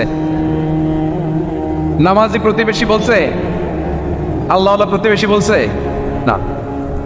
প্রতিবেশী আস্তিক হোক নাস্তিক হোক, প্রতিবেশী মুমিন হোক মুশরিক হোক, প্রতিবেশী হইলেই তার সাথে ভালো আচরণের দরকার আছে না নাই? আমার প্রিয় লালমনিরহাটের ভাইরা, বিষ্ণু ইসা ইসলাম ওনার ইহুদি প্রতিবেশীদের দেখাশোনা করতেন। আওয়াজ না শোনা যাক, আমারও তো দেখা যায়, আমারও তো দেখা যায়। তাকায় থাকেন, তাকায় থাকলে সওয়াব হবে। কোরআনের কথা যেখান থেকে হয় এদিকে তাকায় থাকলেই বরকত। তাকায় থাকেন। জি জি, মাইক, আমি তার মাইক ঠিক করতে আসি না এদিকে। এই মাইক ঠিক করবো, ওই মাইক ঠিক করবো, ওদিকে পাইলট বলবে হুজুর চলে আসেন। জি বসুন, বসুন, মাশাআল্লাহ। হ্যাঁ, খুব শান্ত, ঠিক আছে। পুলিশ ভাইরা না খেয়ে দিনরাত আপনারা যাতে সুশৃঙ্খল একটা প্রোগ্রাম উপহার পান এটাই চেষ্টা করতেছে। আপনাদেরকে কষ্ট দিতে আসে নাই, একটু একটু সহযোগিতা করেন। জি মাশাআল্লাহ, হ্যাঁ ঠিক আছে। আমার প্রিয় ভাইরা, প্রতিবেশী আস্তিক হোক নাস্তিক হোক, মুসলিম হোক হিন্দু হোক, তার সাথে ভালো আচরণ করতে হবে। বিষ্ণু ইসা ইসলাম ওনার ইহুদি প্রতিবেশীর বাসায় যেতেন। কোন প্রতিবেশী? ইহুদি। আওয়াজ করে বলেন, কোন প্রতিবেশী? ইহুদি। এক ইহুদি কিশোর বিষ্ণু ইসা ইসলামের খেদমত করতে, ইহুদি ছেলে আমার নবীর খেদমত করতো। তারা ছিল নবীর প্রতিবেশী। তো অনেক দিন হয় ইহুদি ছেলেটা আসে না। বিশ্বনবী খোঁজ দিলেন, ঘটনা কি? একটা ইহুদি ছেলে না আমার খেদমতে আসতো, ছেলেটা কই? খোঁজ নিয়ে জানলেন ছেলেটা অসুস্থ। বিষ্ণু ইসা ইসলাম ওই ইহুদির বাড়িতে চলে গেলেন ওই ছেলেটাকে দেখা করার জন্য, ভিজিট করার জন্য। সুবহানাল্লাহ পড়বেন না? গেলেন, যে দেখে ইহুদি ছেলেটা মুমূর্ষ, যান যান যায় যায় ভাব, বিছানায় পড়ে আছে, তার বাবা দাঁড়ানো। বিশ্বনবী তার মাথার পাশে বসলেন, মাথায় হাত বুলিয়ে দিলেন আর ছেলেটাকে বললেন, আসলিম, হে ইহুদি ছেলে, আসলিম, ইসলাম ধর্ম গ্রহণ করো। তো ছোট্ট ছেলে ভাবে আমরা ইহুদি, এখন ইসলাম ধর্ম গ্রহণ করলে আব্বা যদি বকা দেয়। ফানাযারা ইলা ওয়াজহি আবি, ছেলেটা তার বাবার চেহারার দিকে তাকালো, দেখি আব্বা কি কয়। আব্বা যদি বলে তাইলে ইসলাম ধর্ম গ্রহণ করবো। ইহুদি ছেলেটা তার বাবার দিকে যখন তাকালো, ওর বাবা বলে, আতি আবুল কাসিম, আবুল কাসিম যা বলে তাই করো। আবুল কাসেম হচ্ছে বিষ্ণু ইসা ইসলামের একটা কুনিয়াত, উপনাম। আমার রাসূলের বড় ছেলের নাম ছিল কাসেম। যেমন দেখবেন আমাদের এলাকায় কারো ছেলের বড় ছেলের নাম যদি হয় আব্দুল্লাহ, এরা আব্দুল্লাহর বাপ বলে ডাকে। কারো বড় মেয়ের নাম যদি হয় ফাতেমা, এরা কি ডাকে? ফাতেমার বাপ বলে না? তো বিষ্ণু ইসা ইসলামের বড় ছেলের নাম ছিল কাসেম। ইহুদি বাবা বলল, আতি আবুল কাসেম, আবুল কাসেম যা বলে তাই শোনো, মানে মোহাম্মদ যা বলে তাই শোনো। এই কথা শুনে ছেলে সাহস পাইছে। ছেলে আবার পড়তে আরম্ভ করলো, আশহাদু আল্লাহ ইলাহা ইল্লাল্লাহ ওয়া আশহাদু আন্না মুহাম্মাদার রাসূলুল্লাহ, পড়েন আল্লাহু আকবার। বিশ্বনবীর আহ্বান শুনে ওই আহ্বানে সাড়া দিয়ে ইহুদি ছেলে শাহাদা পড়ে মুসলমান হয়ে গেল। তার হৃদয়টার ঈমানের নূর দিয়ে আলোকিত করে দিল কে? প্রিয় ভাইরা, এবার রাসূল সাল্লাল্লাহু আলাইহি ওয়াসাল্লাম বের হয়ে আসলেন ঘর থেকে আর বললেন আলহামদুলিল্লাহিল্লাযী আনকাযাহু মিনান নার। প্রশংসা সে আল্লাহর, যে আল্লাহ জাহান্নামে চলে যাচ্ছিল প্রায় এমন একটা লোককে মুহূর্তের মধ্যে কালিমায়ে শাহাদাতের বদৌলতে জান্নাতি বানায় দিলেন। আওয়াজ করে পড়েন সুবহানাল্লাহ। এই হাদিস থেকে আমরা কি শিখলাম? What is the moral of the story? এক নম্বর স্টোরি হলো, প্রতিবেশী ইহুদি হোক হিন্দু হোক, যাবেন, সুসম্পর্ক রাখবেন, উপহার দিবেন, বিপদে পাশে দাঁড়াবেন। তাইলেই তো আপনাদের প্রতি, মুসলমানদের প্রতি তারা আকৃষ্ট হবে, ঠিক কিনা বলেন? আপনি যদি হিন্দুদের সাথে বৌদ্ধদের সাথে নাই মিশেন, নাস্তিকের কাছে নাই যান, তো ইসলামের সৌন্দর্যটা ওরা বুঝবে কেমনে? আমার অনেক হিন্দু পরিচিত ভাই আছে, ওরা আমাদের ইফতারির প্রোগ্রামে এসে একসাথে ইফতারি করে। অনেক মদখোর আমার সাথে বসে একসাথে ডিনার করে, হাফ প্যান্ট পরা, গলায় স্বর্ণের চেইন, হাতে স্বর্ণের ব্রেসলেট, আইসা আমার সাথে ডিনার করছে, আছে এরকম। গাঁজাখোর, আমি বলি আসো, welcome welcome to my dinner, আসো বসো। বসলেই তো আমি ওর ডিএনএ, চিন্তার ডিএনএ চেঞ্জ করে দেওয়ার সুযোগ পাবো। চিল্লায় বলো ঠিক কিনা? আসতে হবে আমার কাছে। Hour door is open, the door of Islam is open 24/7। সবসময় আমাদের ইসলামের দরজা আমার অমুসলিম ভাইদের জন্য খোলা আছে, না নেই? এই হাদিস থেকে দুইটা শিক্ষা। এক নম্বর শিক্ষা, প্রতিবেশী মুসলিম হোক অমুসলিম হোক, যান, অসুস্থ হইলে একটু আপেল নিয়ে যান, আঙ্গুর নিয়ে যান, কমলা নিয়ে যান, তাদের সাথে ভালো আচরণ করেন। ইসলামের বিউটি দেখে, সৌন্দর্য দেখে অবাক হবে, নসিব ভালো হলে কোনোদিন কালিমা পড়ে মুসলমান হয়ে যাবে, ঠিক কিনা বলেন? তাহলে অমুসলিমের সাথে ভালো সম্পর্ক। বিশ্বনবী ইহুদির বাড়িতে গেলেন, ইহুদির বাড়ি, আর আমার মুসলমান ভাই আমার কাফের বলে, এরকম আছে না নাই? মুসলিমরা দেখতে পারে না, সহ্য করতে পারে। বিশ্বনবী সাল্লাল্লাহু আলাইহি ওয়াসাল্লাম ইহুদির বাড়িতে গেলেন, এটা একটা শিক্ষা। আরেকটা শিক্ষা হলো, ভাইরা ধাক্কা মারে এসে সামনে এসে কি লাভ? প্রোগ্রাম তো শেষ হচ্ছে, এখনই শেষ হচ্ছে তো। এই যে আমাদের বকশি ভাই ওয়াদা নিল, হাত তোলালো, মিম বলে এত কথা বললো, তো আমি জেলায় জেলায় যে খালি হাত নাড়াই তোমাদের জন্য নাকি? হ্যাঁ, হাত নাড়াই শুনো। এই ধাক্কাইতে ধাক্কাইতে এদিকে এসে হাত নাড়াইতেছে, হয়েছে তো, দেখলাম তো, ঠিক আছে, মাশাআল্লাহ, অনেক সুশৃঙ্খল, অন্যান্য যে কোনো জেলার চেয়ে অনেক সুশৃঙ্খল। আমার দিকে তাকাও, আমার দিকে তাকাও, ঠিক আছে। এই যে দাঁড়িয়ে আছে, একটা ছেলে নড়ে না, দেখছেন? মাশাআল্লাহ মাশাআল্লাহ মাশাআল্লাহ। হ্যাঁ, এইভাবেই। আর কয়েকটা মজাদার কথা আছে, শোনো। এই হাদিস থেকে আমাদের শিক্ষা হলো, আমার প্রতিবেশী যেই ধর্মের হোক আমি সম্পর্ক রাখবো। অসুস্থ হলে যাবো, কি বলেন ভাইরা? যাবেন না? যাবেন না আপনারা? আচ্ছা, 2 নম্বর শিক্ষা হলো, বিশ্বনবী সাল্লাল্লাহু আলাইহি ইসলামের খাদেম ছিল ইহুদি, এতদিন খেদমত করলো, একদিনও বিশ্বনবী ওর কালিমার দাওয়াত দেয় নাই। কারণ কি? বিশ্বনবী একটা ভালো সময়ের অপেক্ষা করতেছিলেন, প্রপার টাইমিং। দাঈর কাজ হচ্ছে দাঈ ইলাল্লাহ, সে হচ্ছে সুযোগ সন্ধানী। দাঈ সুযোগ খোঁজে, কখন দাওয়াত দিলে ব্যাটে বলে হবে, ঝোপ বুঝে কোপ মারে, ঠিক কিনা বলেন? বিশ্বনবী সাল্লাল্লাহু আলাইহি ওয়াসাল্লাম ভালো সময়ের অপেক্ষা করতেছিলেন, দেখি ভালো সময় আসুক আসুক আসুক আসুক। আস্তে আস্তে এমন সময় আসছে, ছেলে এবার মুমূর্ষ। অসুস্থ ব্যক্তির হৃদয় অত্যন্ত নরম থাকে। হসপিটালে যখন কেউ যায় তার হৃদয়টা বড্ড নরম থাকে, মৃত্যুর ভয়ে তার অন্তরটা নরম থাকে, ঠিক কিনা বলেন? এই প্রপার টাইমিং এর অপেক্ষা করতেছিলেন। যখনই টাইমিং পেয়েছেন, দাওয়াত দিলেন, বড় লা ইলাহা ইল্লাল্লাহ, সুবহানাল্লাহ পড়েন সবাই। তাহলে ইসলাম অমুসলিম প্রতিবেশীর সাথে ভালো আচরণ করতে বলে। ইসলাম অমুসলিম মাতা পিতার সাথেও ভালো আচরণ করতে হবে। মাতা পিতা যদি অমুসলিম হয়, তার ফেলে দিতে পারবেন? পারবেন? আমার লালমনিরহাটের ভাইয়েরা, অনেক হিন্দু ছেলে আমাদের হাতে শাহাদা পড়ে মুসলিম হয়, কিন্তু ওর মা মুসলমান হয় নাই, বাবাও হয় নাই, এরকম আছে না নাই? তো ও হয়েছে মুসলিম, মা বাপ হিন্দু, এখন মা বাপ কি বাদ? হ্যাঁ, মা বাপ বাদ দেওয়া যাবে? যে মা আপনার 9 মাস 8 মাস পেটে ধারণ করলো, আপনার মায়ের নার ছেঁড়া তখন আপনি ওই মারে বাদ দিতে পারবেন? যে মায়ের বুকের তাজা দুধ খেয়ে আপনি আজকে বাড়ন্ত তাজা তরতাজা, ওই মারে বাদ দেওয়া যাবে? মায়ের এক ধারে দুধের দাম, কাটিয়া গায়ের চাম, পাপুষ বানাইলে ঋণের শোধ হবে না, এমন দরদি ভাবে কেউ হবে না আমার গো। মায়ের এক ধারে দুধের দাম, কাটিয়া গায়ের চাম, পাপুষ বানাইলে ঋণের শোধ হবে না, এমন দরদি ভাবে কেউ হবে না আমার গো, ঠিক না? মাকে তো বাদ দেওয়া যায় না। وَقَضَى رَبُّكَ أَلَّا تَعْبُدُوا إِلَّا إِيَّاهُ وَبِالْوَالِدَيْنِ إِحْسَانًا। আল্লাহ বলে অবধারিত দুইটা ভার্ডিক তোমাদের জন্য, এক আল্লাহর ইবাদত করবা আর মা বাবার প্রতি ইহসান করবা। আদেশটা কার? মা বাবার প্রতি ইহসান করতে হবে। আমার মা হিন্দু হোক ভালো আচরণ করতে হবে, বৌদ্ধ হোক ভালো আচরণ করতে হবে। আমার যে সমস্ত হিন্দু ভাইয়েরা মুসলিম হয়েছ, তোমাদের মা বাবা এখনো মুসলমান হয়নি, তাদের সাথে ভালো আচরণ করতে হবে। আপনাদের খেদমত নিজে করতে হবে অথবা খেদমতের ব্যবস্থা করাই দিতে হবে। মান্থলি যে খরচ লাগে এটা দিতে হবে। আরে তুমি এখন মুসলিম, তোমার মা বাবা হিন্দু, এখনই তো সুযোগ ইসলামের সৌন্দর্য দেখানো। এখন মা বাবা যদি দেখে আরে এটা হিন্দু থাকতে তো বদমাইশ ছিল, বেয়াদব ছিল, কি এমন ধর্ম সে গ্রহণ করলো যেটা গ্রহণের সাথে সাথে সে পাল্টে গেল? কি এমন ধর্ম সে গ্রহণ করেছে যেটা তার জীবনকে আলোকিত করে দিয়েছে? নসিব ভালো হলে তারাও কালিমা পড়ে মুসলমান হয়ে যাবে। বিশ্ব ইসলামের স্ত্রীর নাম ছিল আয়েশা রাদিয়াল্লাহু তাআলা আনহা, আবু বকর রাদিয়াল্লাহু তাআলা আনহুর মেয়ে। আবু বকর রাদিয়াল্লাহু তাআলা আনহুর আরেক মেয়ের নাম হচ্ছে আসমা। কি না? দুজনেই আবু বকর রাদিয়াল্লাহু তাআলা আনহুর মেয়ে, আসমা আর আয়েশা। নাম দুটো কেমন লাগে? আসমা নামটা কেমন লাগে? আয়েশা নামটা কেমন লাগে? সবার ভালো লাগে নাই? নাম দুটো আপনাদের ভালো লাগে? লালমনির হাটে অনাগত যদি কন্যা সন্তান হয়, যদি মনে চায় আসমা রেখে দিতে পারবেন, যদি মনে চায় আয়েশা রেখে দিয়েন। দেশে বিদেশে এয়ারপোর্টে রাস্তাঘাটে শুধু বলে হুজুর একটা নাম দেন, আমার ছেলের একটা নাম দেন, মেয়ের একটা নাম দেন। তো আমার মনে আছে যশোরের 8 দিনের মাহফিলে আমি একটা দুটো নাম দিয়েছিলাম।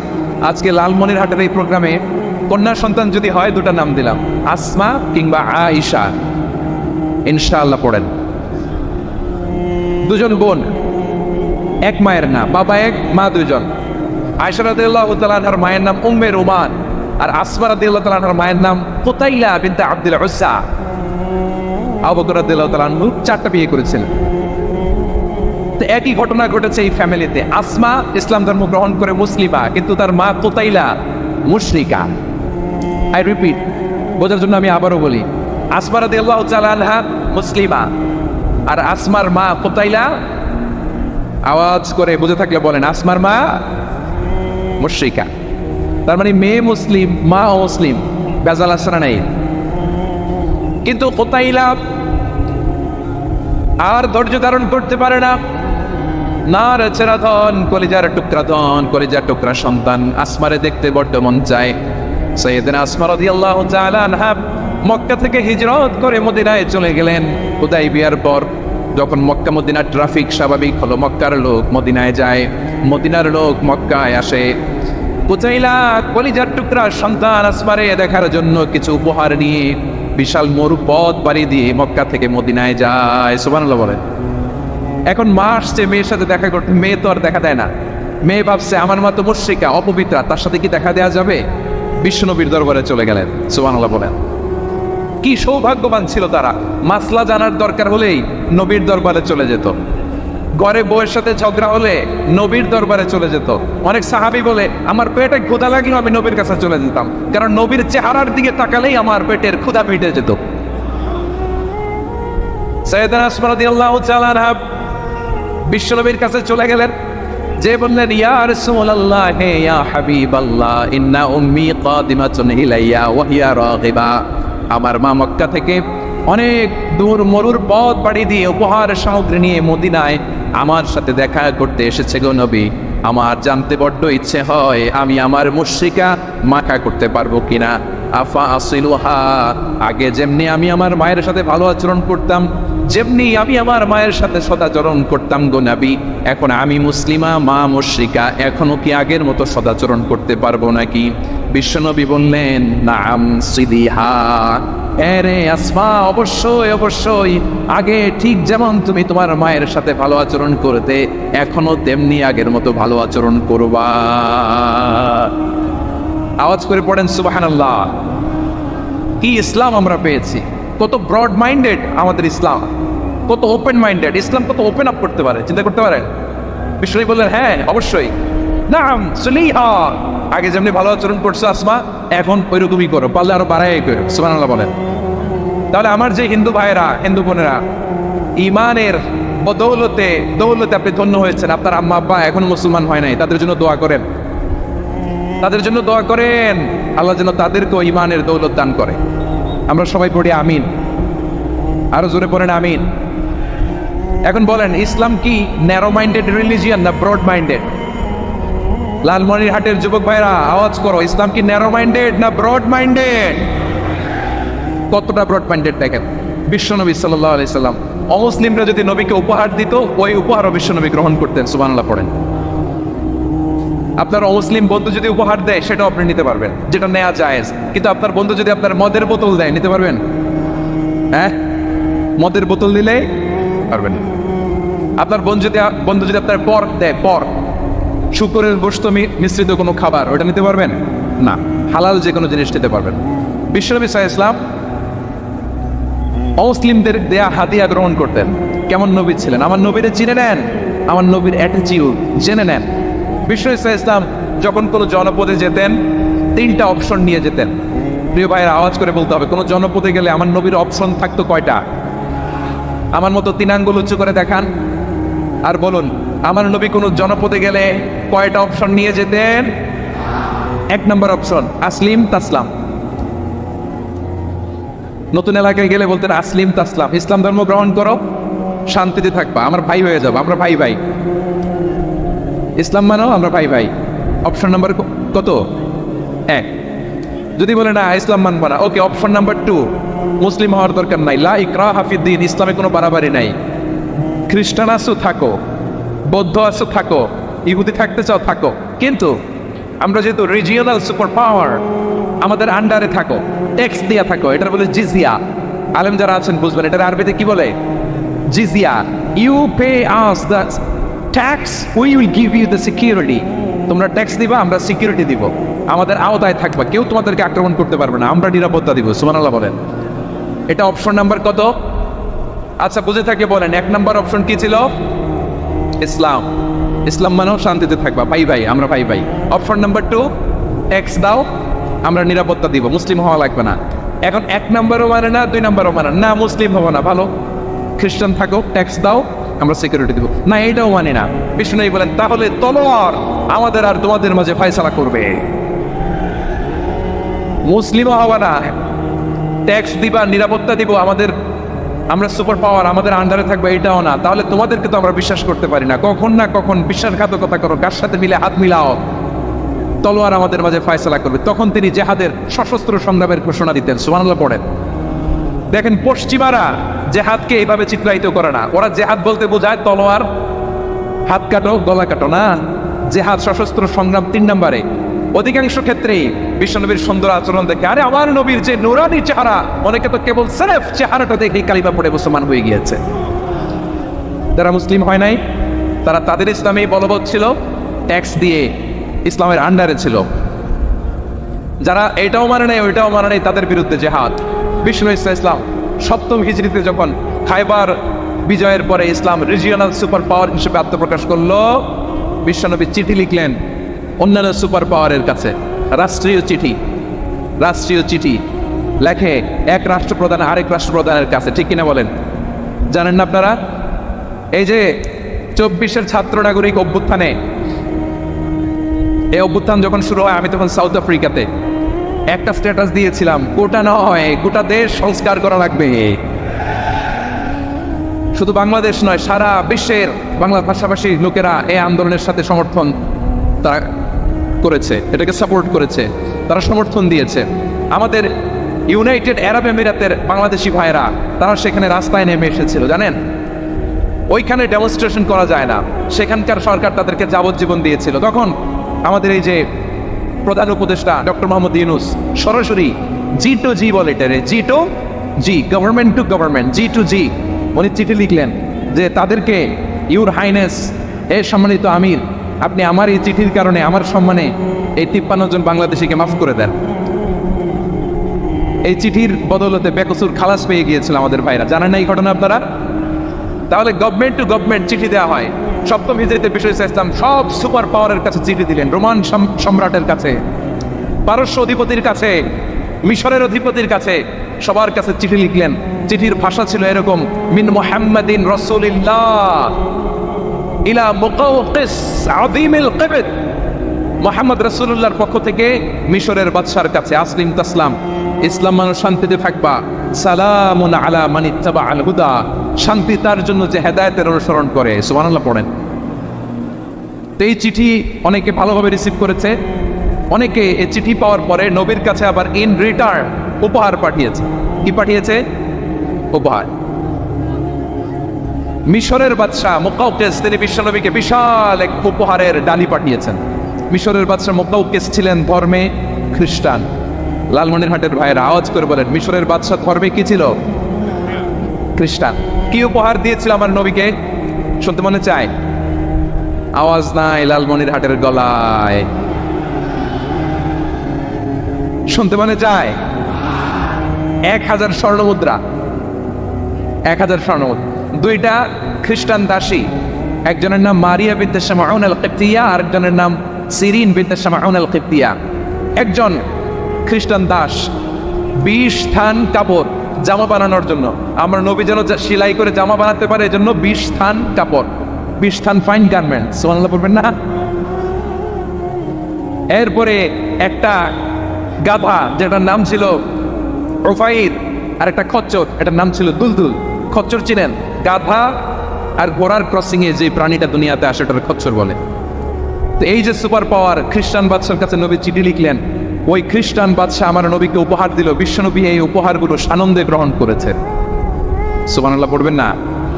তাহলে অমুসলিম কেউ যদি আপনাকে উপহার দেয়, হালাল উপহার হলে আপনি গ্রহণ করতে পারবেন।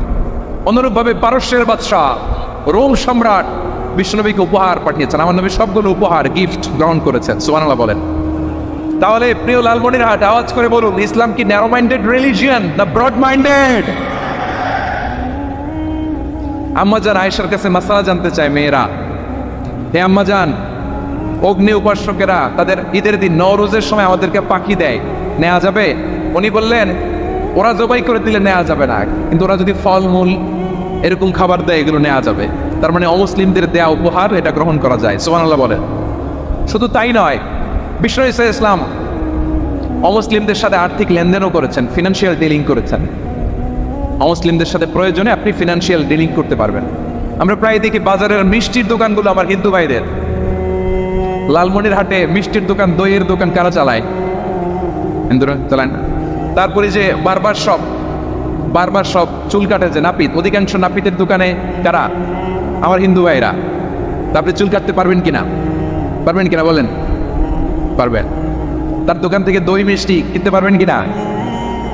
হ্যাঁ, আমার মুসলিম ভাইয়ের দোকান থাকলে ওইটার আমি বেশি প্রায়োরিটি দিব, ঠিক কিনা? কিন্তু যদি তাদের সার্ভিস নিতে চান, প্রোডাক্ট নিতে চান, পারবেন। তার দলিল সহিহ বুখারী, আম্মাজান আয়েশা রাদিয়াল্লাহু তাআলা আনহা বলেন, ইশতারা রাসূলুল্লাহ সাল্লাল্লাহু আলাইহি ওয়াসাল্লাম মিন ইয়াহুদিয়িন তুআমান ওয়া রাহানাহু দিরআহু মিন হাদিদ। রাসূল সাল্লাল্লাহু আলাইহি ওয়াসাল্লাম এক ইহুদির কাছ থেকে, কার কাছ থেকে? সবাই বলে নাই কার কাছ থেকে? আমার নবী, পেয়ারা নবী এক ইহুদির কাছ থেকে জব কিনেছিল, জব, বার্লি, যেটা দিয়ে রুটি বানায়। ওই জবের দাম দেওয়ার টাকা পয়সা নবীর কাছে ছিল না। ফলে নবী ওনার একটা পোশাককে মর্গেজ রেখেছিলেন, মর্গেজ, বন্ধক, যে এখন এটার দাম দিতে পারবো না, কয়েক কেজি বার্লি নিয়ে যাই আর বন্ধক হিসেবে আমার জামাটা রেখে গেলাম, যেদিন দাম দেবো ওই দিন জামাটা ছুটাই নিয়ে যাও। সুবহানাল্লাহ পড়বেন না? বাকিতে দিয়েছিলেন, বাকিতে। হাদিদ, লোহার তৈরি বর্ম, মানে যুদ্ধের পোশাক, লোহা দিয়ে বানানো। বিশ্বনবী বললেন, কয়েক কেজি জব দাও, টাকাটা পরে দিব, এখন টাকা নাই, বন্ধক হিসেবে, মর্গেজ হিসেবে আমার জামা রেখে গেলাম, যখন টাকা দিব জামা ছুটাই নিব। আওয়াজ করে বলতে হবে সুবহানাল্লাহ। এতে কি বোঝা গেল অমুসলিমদের কাছের সাথে ফিনান্সিয়াল ডিলিং করা যায়, অর্থনৈতিক লেনদেন করা যায়, কেনাবেচা করা যায়, প্রোডাক্ট কেনা যায়। এমনকি আমাদের মসজিদে নববীতে বারান্দায় আপনার একটা অটোমেটিক ফ্লাইং আমব্রেলা দেখছেন? সূর্য যখন বাড়ে মসজিদে নববীর বারান্দায় ইয়ার্ডের মধ্যে অটোমেটিক্যালি কিছু আমব্রেলা আছে, সাঁ করে খুলে যায়, আর সূর্যের তাপ লাগে না। আবার সন্ধ্যাবেলায় এই আমব্রেলাগুলো ওরা ক্লোজ করে ফেলে, দেখেন নাই না? দেখছেন? এই মসজিদে নববীকে সর্বোচ্চ উন্নত মানের কনস্ট্রাকশন ইনফ্রাস্ট্রাকচার ডেভেলপ করার জন্য কর্তৃপক্ষ কিছু অমুসলিম ইঞ্জিনিয়ারের ডিজাইনারের সহায়তা নিয়েছিল। সুবহানাল্লাহ বলেন। কোন দলিলের ভিত্তিতে? এই দলিলের ভিত্তিতে যে বিষ্ণু ইসলাম অমুসলিমদের সাথেও লেনদেন করেছেন। আওয়াজ করে বলতে হবে আল্লাহু আকবার। শুধু তাই নয়, ইন কেস অফ ইমার্জেন্সি, প্রয়োজনে ইসলামের খাতিরে ইসলামকে সামনের দিকে এগিয়ে নিয়ে যাওয়ার জন্য অমুসলিমদের সাপোর্ট নেওয়া জায়েজ আছে। সুবহানাল্লাহ বলেন। অমুসলিমদের সাপোর্ট নেয়া, তাদের থেকে অর্থ নেয়া, পলিটিক্যাল সাপোর্ট, পলিটিক্যাল অ্যাসাইলাম নেওয়া জায়েজ আছে। আমাদের অনেক বিশ্ববরেণ্য দায়ীরা আমেরিকায় অস্থায়ীভাবে অ্যাসাইলাম নিয়ে থাকে, নিজের দেশে গেলে ফাঁসিতে ঝুলাই দিবে। যুগ যুগ ধরে দায়ীদের উপর এরকম অত্যাচার আর নির্যাতন আছে না নাই? মিশরের অনেক দায়ীরা পাশ্চাত্যে যেয়ে থাকে, এই যে তারা পলিটিক্যাল অ্যাসাইলাম নিয়ে থাকে, রাজনৈতিক আশ্রয়, এটা জায়েজ আছে না? এটা যে জায়েজ আছে তার প্রমাণ স্বয়ং বিশ্বনবী সাল্লাল্লাহু আলাইহি ওয়াসাল্লাম পলিটিক্যাল সাপোর্ট নিয়েছিলেন অমুসলিমদের কাছ থেকে। সুবহানাল্লাহ বলেন। খুব মজাদার একটা ঘটনা শুনবেন, আপনাদের আগ্রহ দেখে তো মনে হয় না শোনার ইচ্ছা আছে। আছে আছে, গলায় জোর আছে। লিল্লাহি তাকবীর, লিল্লাহি তাকবীর, নারায়ে তাকবীর। মাশাআল্লাহ।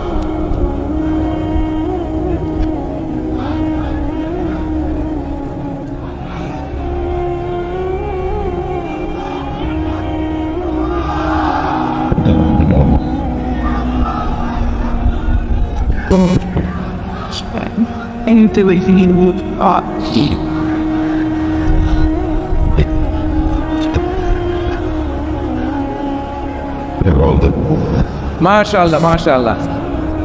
থামুন থামুন আমার ভাইয়েরা, বিশ্বনবীর বয়স তখন প্রায় 51 বছর। কত বছর? বিশ্বনবীর সবচেয়ে কাছের মানুষ খাদিজা রাদিয়াল্লাহু তাআলা আনহা ইন্তেকাল করেছেন। বিশ্বনবী বড্ড কষ্ট পেলেন, হৃদয়টা ভেঙে খান খান।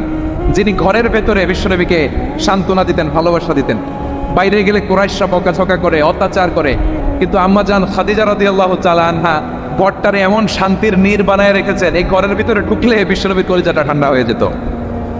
এজন্য রব্বুল আলামিন বলেন, খাদিজা, ও আমার বান্দি খাদিজা, জান্নাতে এমন স্পেশাল একটা ঘর আমি তোমার জন্য রেডি করে রেখেছি। ওই ঘরের মধ্যে কোনো আওয়াজ নাই, ওই ঘরের মধ্যে কোনো নয়েজ নাই, ওই ঘরে কোনো বিশৃঙ্খলা নাই।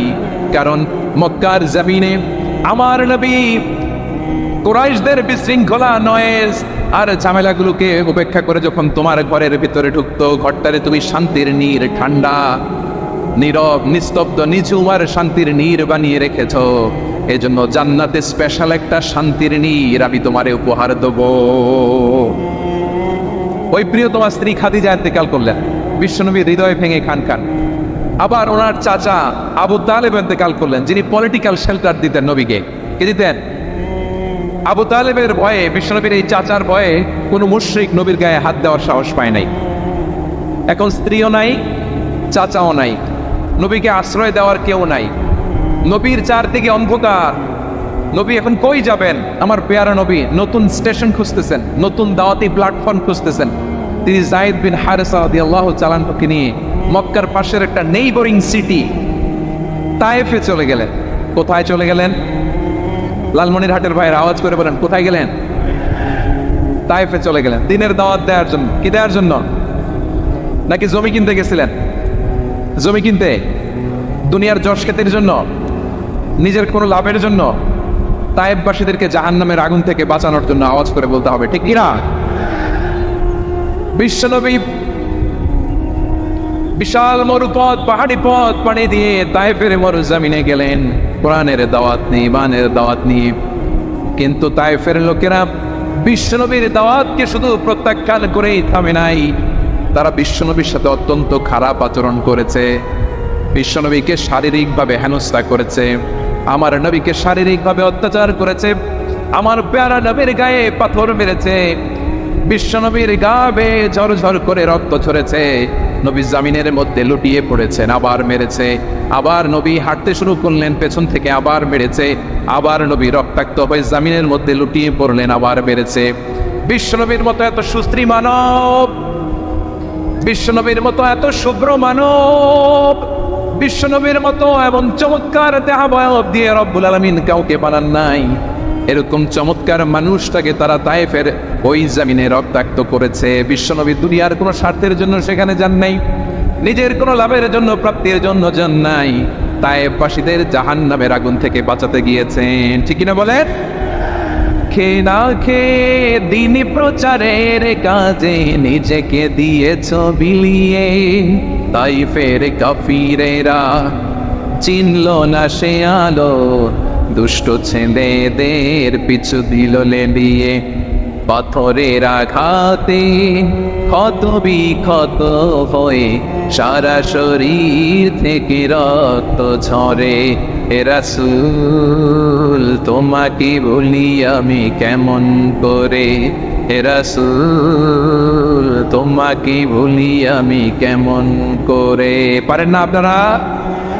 ধরুন আমার সাথে। হাজার ব্যথা বেদনার পরে ফিরে আসনি তুমি আপন ঘরে, দিনের আলো তুমি ছড়িয়ে দিতে চলে গেলে মাদিনায় মক্কা ছেড়ে।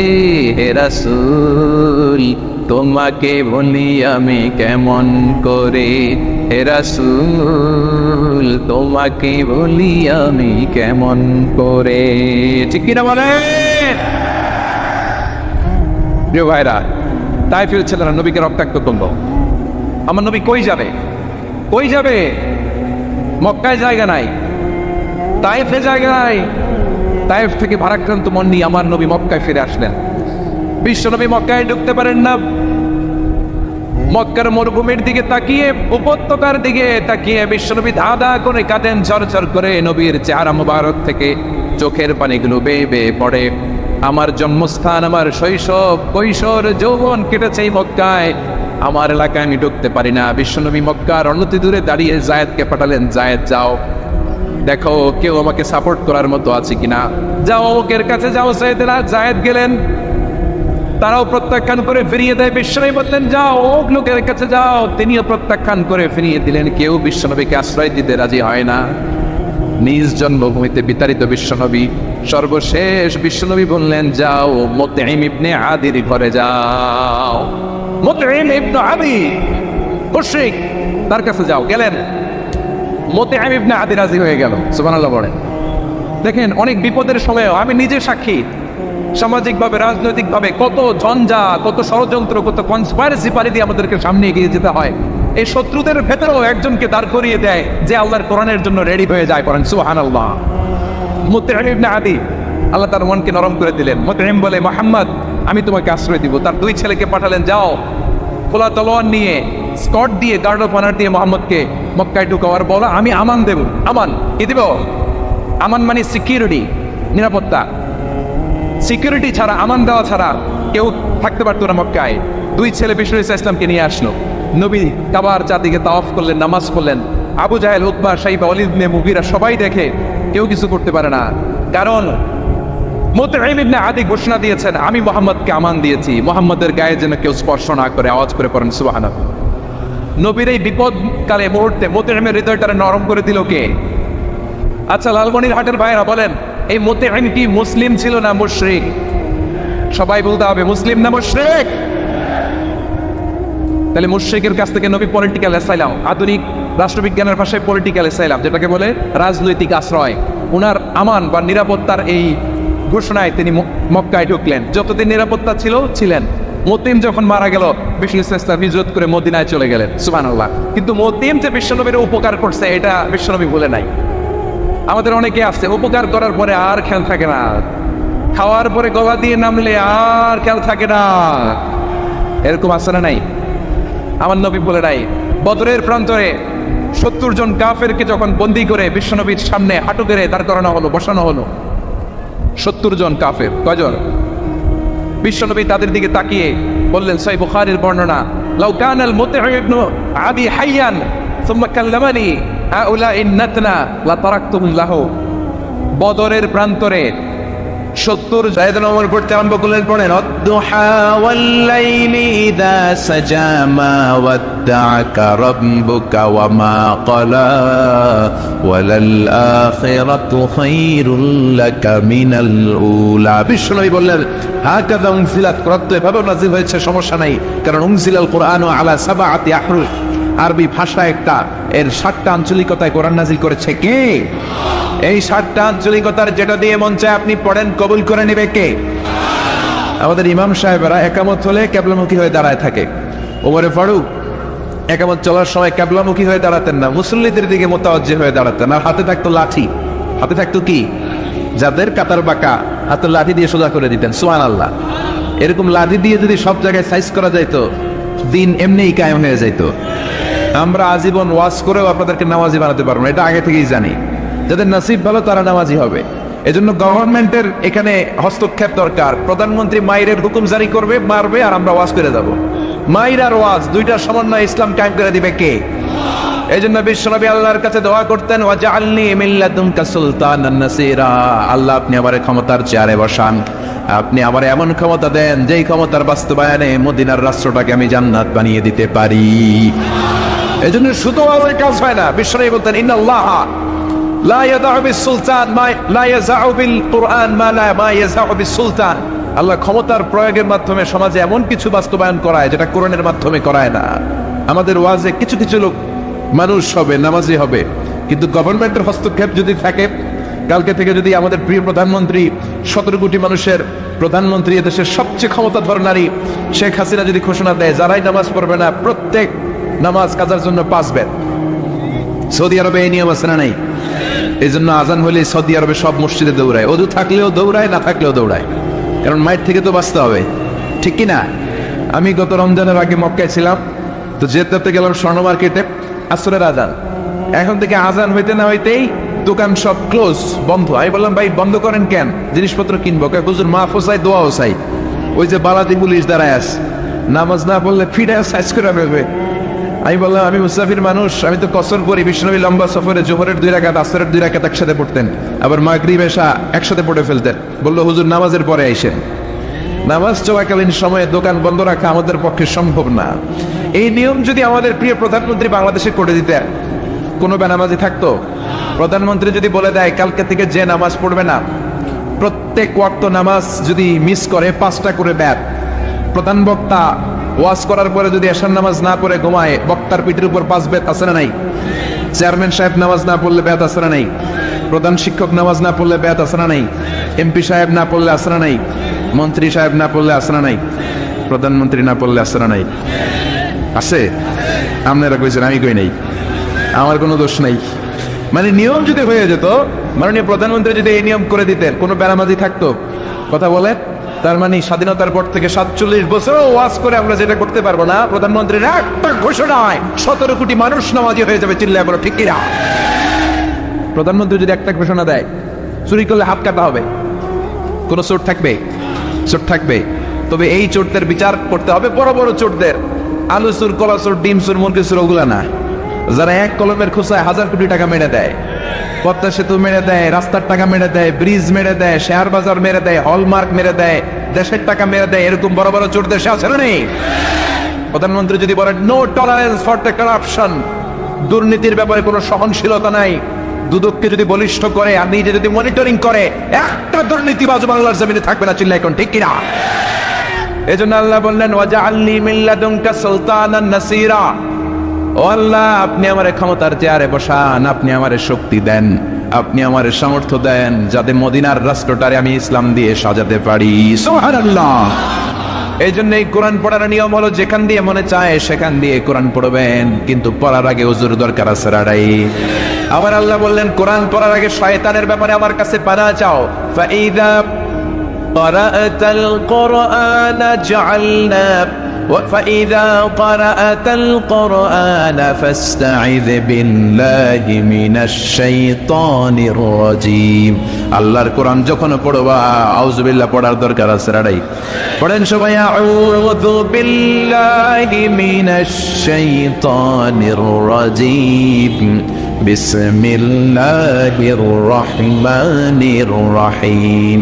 তারপরে আল্লাহ বলেন আউযুবিল্লাহ বললাম, শুরুতে অজু বানালাম, আউযুবিল্লাহ বললাম, বিসমিল্লাহ বললাম, তারপরে তাসবিহ আর কোরআনের পড়ার পদ্ধতির নিয়ম জানার দরকার আছে না নাই? ওয়ারাত্তিলিল কুরআনা তারতিলা, কোরআনকে তাজবিদের সাথে পড়ো, তাহসিনের সাথে পড়ো, এক এক অক্ষরে 10টা নেকি দিবে কে? তাজবিদের সাথে কোরআন পড়তে হবে, তাহসিনের সাথে পড়তে হবে, সুর করে পড়তে হবে। আমার ভাই চমৎকার করে কোরআনের তেলাওয়াত করলেন, আপনার গলায় যত সুর আছে এই সুরগুলোকে কাজে লাগিয়ে আপনি কোরআন পড়বেন। অনেকে বলে হুজুর আমার কোনো সুর নাই, আমার সুর নাই হুজুর। আপনার যেটা আছে ওইটাই সুর। সুর যে আপনার কত আছে বাথরুমে ঢুকলে বোঝা যায়। বাথরুম সিঙ্গার আছে না নাই কিছু? ওয়াশরুমে যখন কাপড় কাচে তখন সবাই সিঙ্গার, মনের সুখে গান গায়। সবাইকে আল্লাহ এক ধরনের মেলোডি ভয়েস দিয়েছে, এই সুরটাকে কাজে লাগিয়ে গুনগুন করে সুন্দর কণ্ঠে কোরআন পড়বেন। এই জন্য বিশ্বনবী বলতেন মান লাম ইয়াতাহান্না বিল কোরআন ফালাইসা মিন্না, গুনগুন করে সুর করে যে কোরআন পড়ে না সে আমার উম্মত হতে পারে। এই জন্য কোরআনটাকে একটু সুর করে পড়ার চেষ্টা করবেন। রাজি আছেন তো? এখন কাদের সুরে পড়বে? বিশ্বনবী বললেন ইকরাউল কোরআন বিলুহুনিল আরাবি আসওয়াতিহা, আরবদের লাহানে পড়ো, আরবদের টোনে পড়ো, আরবদের বড় শায়েখরা যেমন করে কোরআন পড়ে ওইভাবে কোরআন পড়লে কবুল করে নিবে কে? শাইখ আব্দুর রহমান সুদাইসের কণ্ঠটা কত চমৎকার, পড়েন। শাইখ সুরাইমের কণ্ঠ নকল করার চেষ্টা করেন। শাইখ আইয়ুব বিন ইউসুফ পড়েন, মিষ্টি সুর যাদের ভালো লাগে মিশারি রাশিদ আল আফাসের সুরে পড়েন, কবুল করে নিবে কে? এখন এই যে অ্যান্ড্রয়েডের সেট পাওয়া যায় এগুলোর মধ্যে কোরআন রাখা যায় কি যায় না? কোরআনের অর্থ রাখা যায় কি যায় না? বঙ্গানুবাদ আসনা নাই। আপনি যদি বলেন আল্লাহ আমি কোরআন পড়তে পারি নাই, আল্লাহ কি মাফ করবে নাকি? No excuse will be granted that day. কিয়ামতের দিন আল্লাহ কোনো এক্সকিউজ দিবে না, কারণ আপনি যত অজুহাত দেখাবেন এর চেয়েও বড় অজুহাত ওয়ালা লোক কোরআন শিখাচ্ছে এরকম নমুনা আল্লাহর কাছে আছে না নেই? আপনি যদি বলেন আল্লাহ আমি পরমাণু বিজ্ঞানী, বিজ্ঞান পড়ার কারণে কোরআন পড়ার সময় পাই নাই, রব্বুল আলামিন বড় বড় বিজ্ঞানী দাঁড় করায় দিবেন যারা বিজ্ঞানীও ছিল কোরআনও বুঝেছে, ঠিক কি না? বাংলাদেশে একজন পরমাণু বিজ্ঞানী আছে শমশের আলী, নাম শুনছেন? The scientific indications of the holy Quran, Baitul Mukarram থেকে পাবলিশ করেছে, ইংলিশ মিডিয়ামে বইটা লেখা। কোরআনে কি কি বৈজ্ঞানিক তথ্য আছে এটা ডক্টর শমশের আলী স্যার লিখেছে। আল্লাহ বলবে শমশের আলী পারমাণবিক বিজ্ঞানী হয়ে কোরআন পড়লো, তুই পারলি না কেন? ঠিক কি না? আপনি যদি বলেন আল্লাহ আমি ডাক্তার ছিলাম, এমবিবিএস করেছি, তো এফসিবিএস করেছি, কানাডা থেকে আমেরিকা থেকে ডিগ্রি নিয়েছি, এই ডাক্তারি পড়ার কারণে আমি কোরআন পড়ার সময় পাই নাই, আল্লাহ জাকির নায়েককে আপনার সামনে দাঁড় করায় দিবে। আল্লাহ বলবে এই বেটা ডাক্তার হইয়া কোরআন পারে, তুই পারস না কেন? ঠিক। আপনি যদি বলেন আল্লাহ আমি ইঞ্জিনিয়ার, এই জন্য আমি কোরআন পড়তে পারি নাই, আমি প্রকৌশলী ছিলাম, আল্লাহ খুররম জাহ মুরাদকে দাঁড় করিয়ে দিবে, পাকিস্তানের অনেক বড় ইঞ্জিনিয়ার, কাবা ঘরের প্রজেক্ট ডিজাইনার ছিলেন।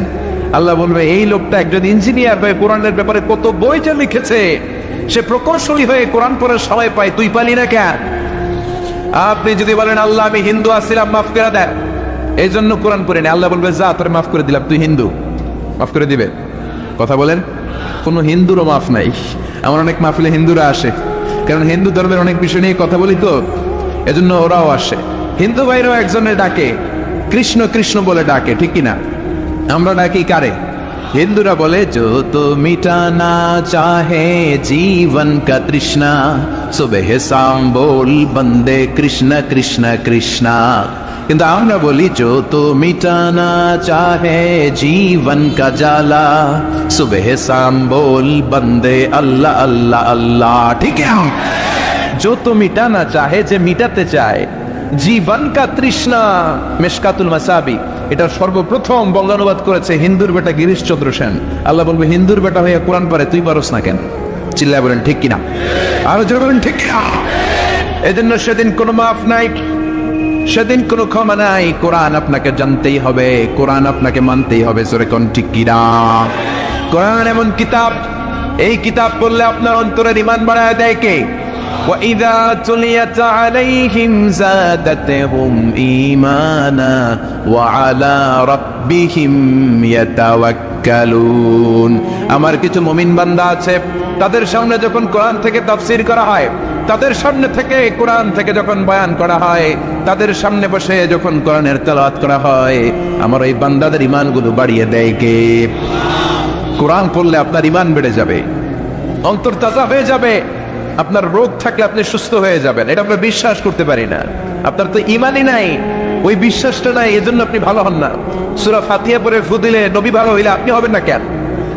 আয়াতুল কুরসি পড়ে ফু দিলে হাসান হুসাইনের কাছে যদি জিন না আসে আপনার ছেলের কাছে আসবে কেন? সূরা ফালাক সূরা নাস পড়ে সাহাবারা বাচ্চাদেরকে ফু দিলে কোনো জিন আসতো না, আপনি ফু দিলে জিন আসে কেন? তার মানে ইমানের মধ্যে ঝামেলা আছে না নাই? আছে না নাই? বিশ্বনবী বললেন সূরা ফাতিহা পড়ে ফু দাও, সব অসুস্থতাকে সুস্থ করে দিতে পারে কে?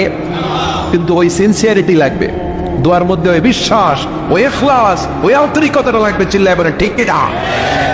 এজন্য বিশ্বনবী সূরা ফাতিহার নাম দিলেন সূরাতুদ দুআ, আবার এই সূরার নাম দিলেন সূরাতুশ শিফা। শিফার সূরা। ফাতিহা পড়ে ফু দিলে অসুস্থরে সুস্থ করে দেয় কে?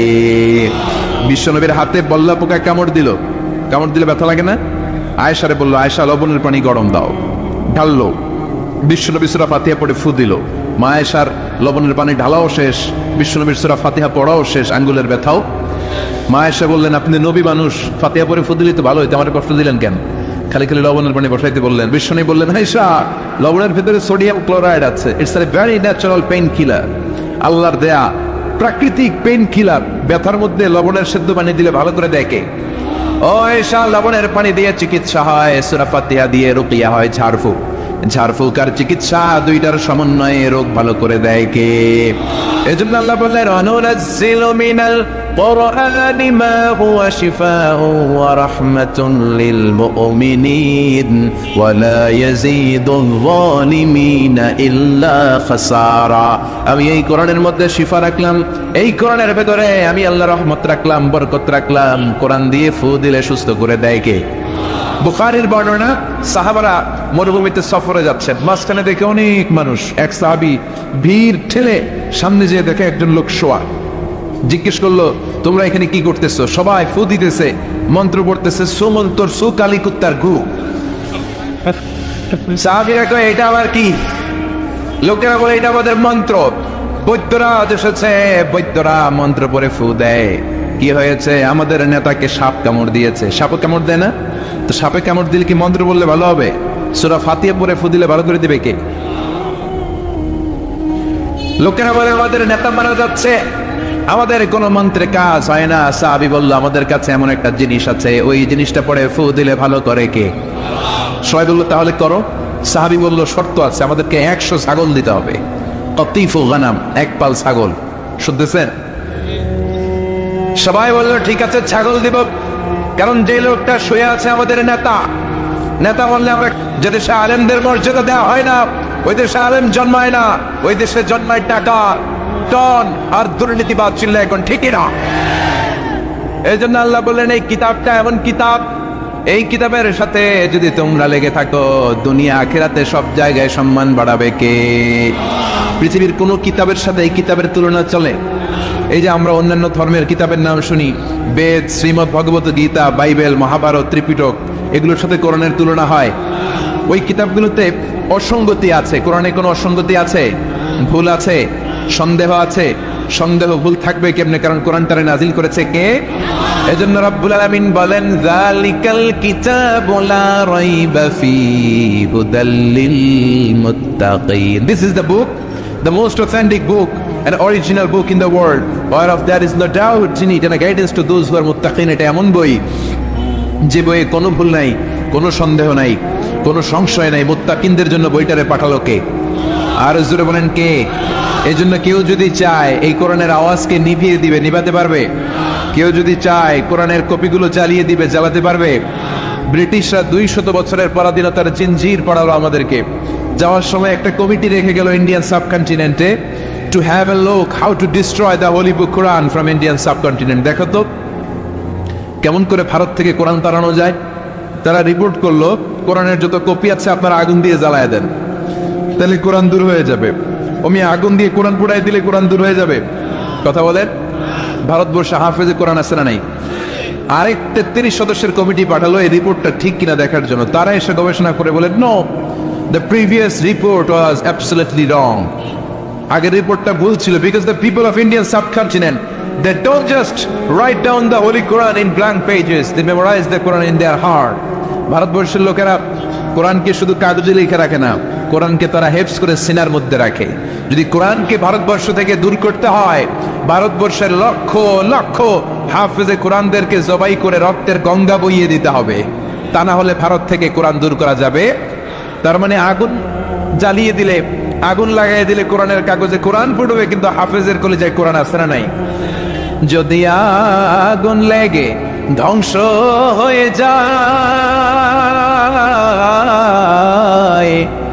ধ্বংস হয়ে যায়, যদি আগুন লেগে যায় পুড়ে যায় পৃথিবীর সব বইয়ের দোকান, বিশ্ব থেকে হারাবে না পবিত্র কোরআন, বিশ্ব থেকে হারাবে না পবিত্র কোরআন।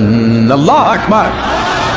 আপনি আগুন জ্বালায় দিতে পারেন, সুলাইমানিয়া বুক হাউস যেটা কোরআন ছাপায় জ্বালায় দিতে পারেন, পৃথিবীর যত ছাপাখানা আছে জ্বালায় দিতে পারেন, কিন্তু কোরআন কি দূর করা যাবে? চিল্লায় বলেন যাবে? আমি প্রায় ফ্রান্সের বিখ্যাত সার্জন ডক্টর মরিস বুকাইলির কথা বলি। উনি চেয়েছিলেন কোরআনের ভুল ধরবেন, কিন্তু 5 বছর আরবি শিখার পরে যখন এই ফ্রান্সের বিখ্যাত লোকটা কোরআন পড়তে আরম্ভ করলো, উনি বলে কোনো দিক দিয়েই আমি কোরআনের একটা ভুলও খুঁজে পাই নাই, বরং কোরআনের ভুল ধরতে এসে আমি ফ্রান্সের বিখ্যাত সার্জন ডক্টর মরিস বুকাইলি আমার নিজের জীবনের বড় ভুলটাই খুঁজে পেয়েছি। নিজের নাম রেখেছে সুলাইমান, কনভার্টেড মুসলিম হয়েছে, কনভার্টেড। কি পরিমাণে লোক যে কনভার্টেড হয়ে মুসলমান হয় আপনি কল্পনাই করতে পারবেন না। এই নিউজগুলো সিএনএনে আসে না, বিবিসিতে আসে না, কারণ আসলে গোটা বিশ্বে তোলপাড় হয়ে যাবে। 60-এর দশকে প্রথমে আমেরিকাতে মুসলমান হলো বক্সার মোহাম্মদ আলী, পুরো আমেরিকাতে একটা ধাক্কা লেগে গেল। গত বছর উনি মারা গেছে, মুসলমান হয়েছিল তাই না? তারপরে কালিমা পড়ে মুসলমান হলো আমেরিকার আরেকজন নীল আর্মস্ট্রং, চাঁদে নেমেছিল 1969-এ, নেমে দেখে চাঁদের এই মাথা থেকে ওই মাথা ফাটা। পৃথিবীতে এসে বিশ্বনবীর জীবনী পড়ে জানতে পারলো বিশ্বনবী আঙ্গুলের ইশারায় চাঁদ ফাটিয়ে দিয়েছেন। এই লোক কালিমা পড়ে মুসলমান হয়েছে। এই দুই সেলিব্রিটি মুসলমান হওয়াতে পুরো আমেরিকায় তোলপাড়। এরপর যখন এই যার কথা বললাম ডক্টর মরিস বুকাইলি, ফ্রান্সের বিখ্যাত সার্জন এবং মমি স্পেশালিস্ট, উনি যখন কালিমা পড়ে মুসলমান হলো, এবার ধাক্কা লাগলো ইউরোপে, কারণ ওনার বাড়ি ফ্রান্সে। ইউরোপে আরেক ধাক্কা। এই তো গোটা বিশ্বের সেলিব্রিটিরা বানের পানির মতো ঢলে ঢলে কালিমা পড়ে মুসলমান হতে শুরু করলো। 2006 সালে কালিমা পড়ে মুসলমান হলো পাকিস্তানের বিখ্যাত ক্রিকেট তারকা ইউসুফ ইউয়ানা, ঠিক কিনা? মুসলমান হওয়ার পরে নাম রেখেছে মোহাম্মদ ইউসুফ। কালিমা পড়ে মুসলমান হয়েছে আমেরিকার পপ স্টার মাইকেল জ্যাকসন। কালিমা পড়ে মুসলমান হয়েছে খোদ আমেরিকা যুবমন্ত্রী জসুয়া ইভান্স, কালিমা পড়ে মুসলমান। কালিমা পড়ে মুসলমান হয়েছে তামিল নায়িকা মানিকা রেহামারতিরাজ, মুসলমান হওয়ার পরে নাম রেখেছে রাহিমা। কালিমা পড়ে মুসলমান হয়েছে নেলসন ম্যান্ডেলার, সাউথ আফ্রিকার অবিসংবাদিত নেতা নেলসন ম্যান্ডেলার আপন নাতি গত বছর ম্যান্ডেলা কালিমা পড়ে মুসলমান। টনি ব্লেয়ারের আপন শালী লরেন বুথ, মিডিয়া কর্মী, কালিমা পড়ে মুসলমান। পানির মতো, বন্যার পানির ঢলের মতো ইউরোপ আমেরিকায় কালিমা পড়ে লোকজন মুসলমান হচ্ছে। টুইন টাওয়ার অ্যাটাকের পরে মুসলমানের সংখ্যা আমেরিকাতে দ্বিগুণ হয়েছে। After the 9/11 attack, the number of Muslim community already have been doubled in United States of America. বর্তমানে আমেরিকায় মসজিদের সংখ্যা 3000-এরও বেশি। ইউরোপে আমেরিকাতে মুসলিম সোসাইটিতে গণহারে দাওয়াতি কাজ হচ্ছে।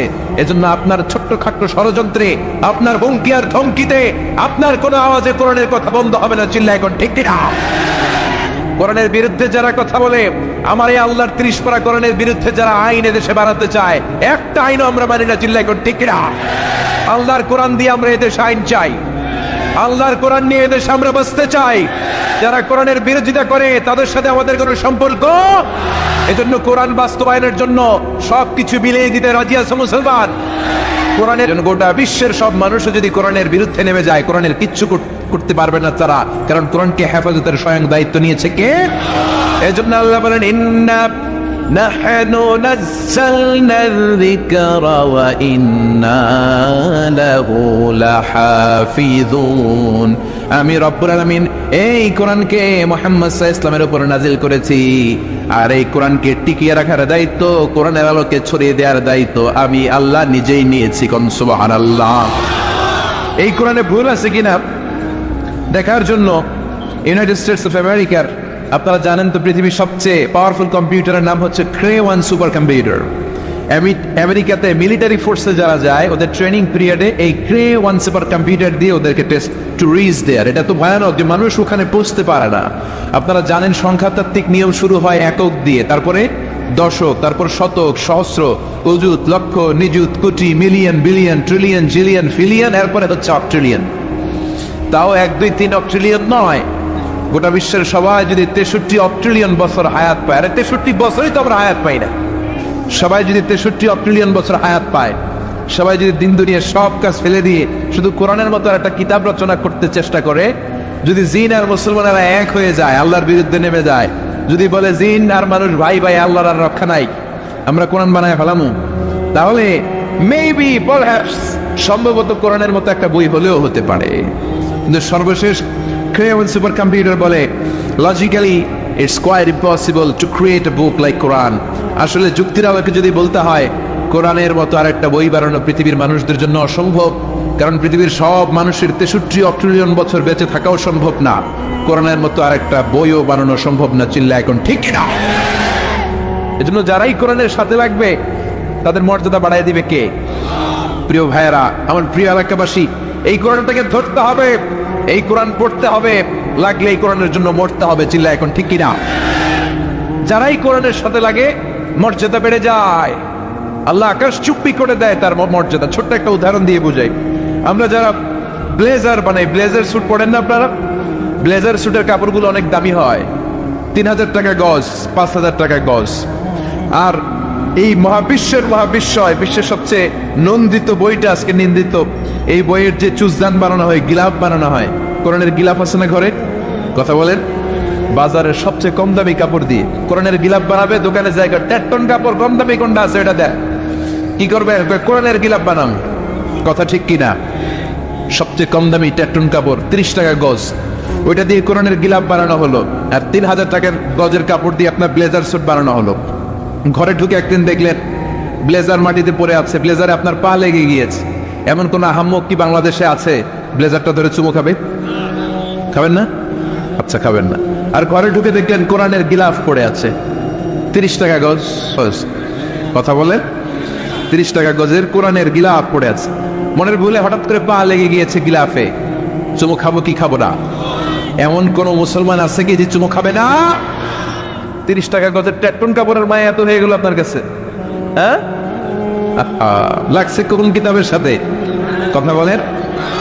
এই কোরআন যদি 1.5 টন কাপড়ে আকাশের উপরে নিতে পারে, এই কোরআন যদি তোমার সিনায় জায়গা দাও, তোমার কি আল্লাহ উপরে উঠাতে পারে না?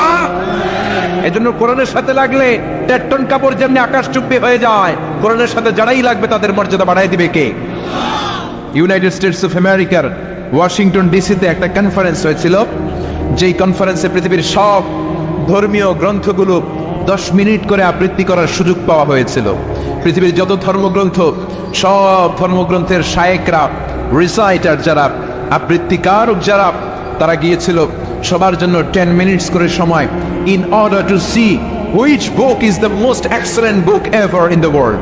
পৃথিবীর কোন ধর্মগ্রন্থের বইয়ের তেলাওয়াতটা সুন্দর, সেখানে গিয়েছে হিন্দুদের বেদ, রামায়ণ, শ্রীমত ভগবত গীতা, ত্রিপিটক, দীঘানিকায়, গ্রন্থ সাহেব।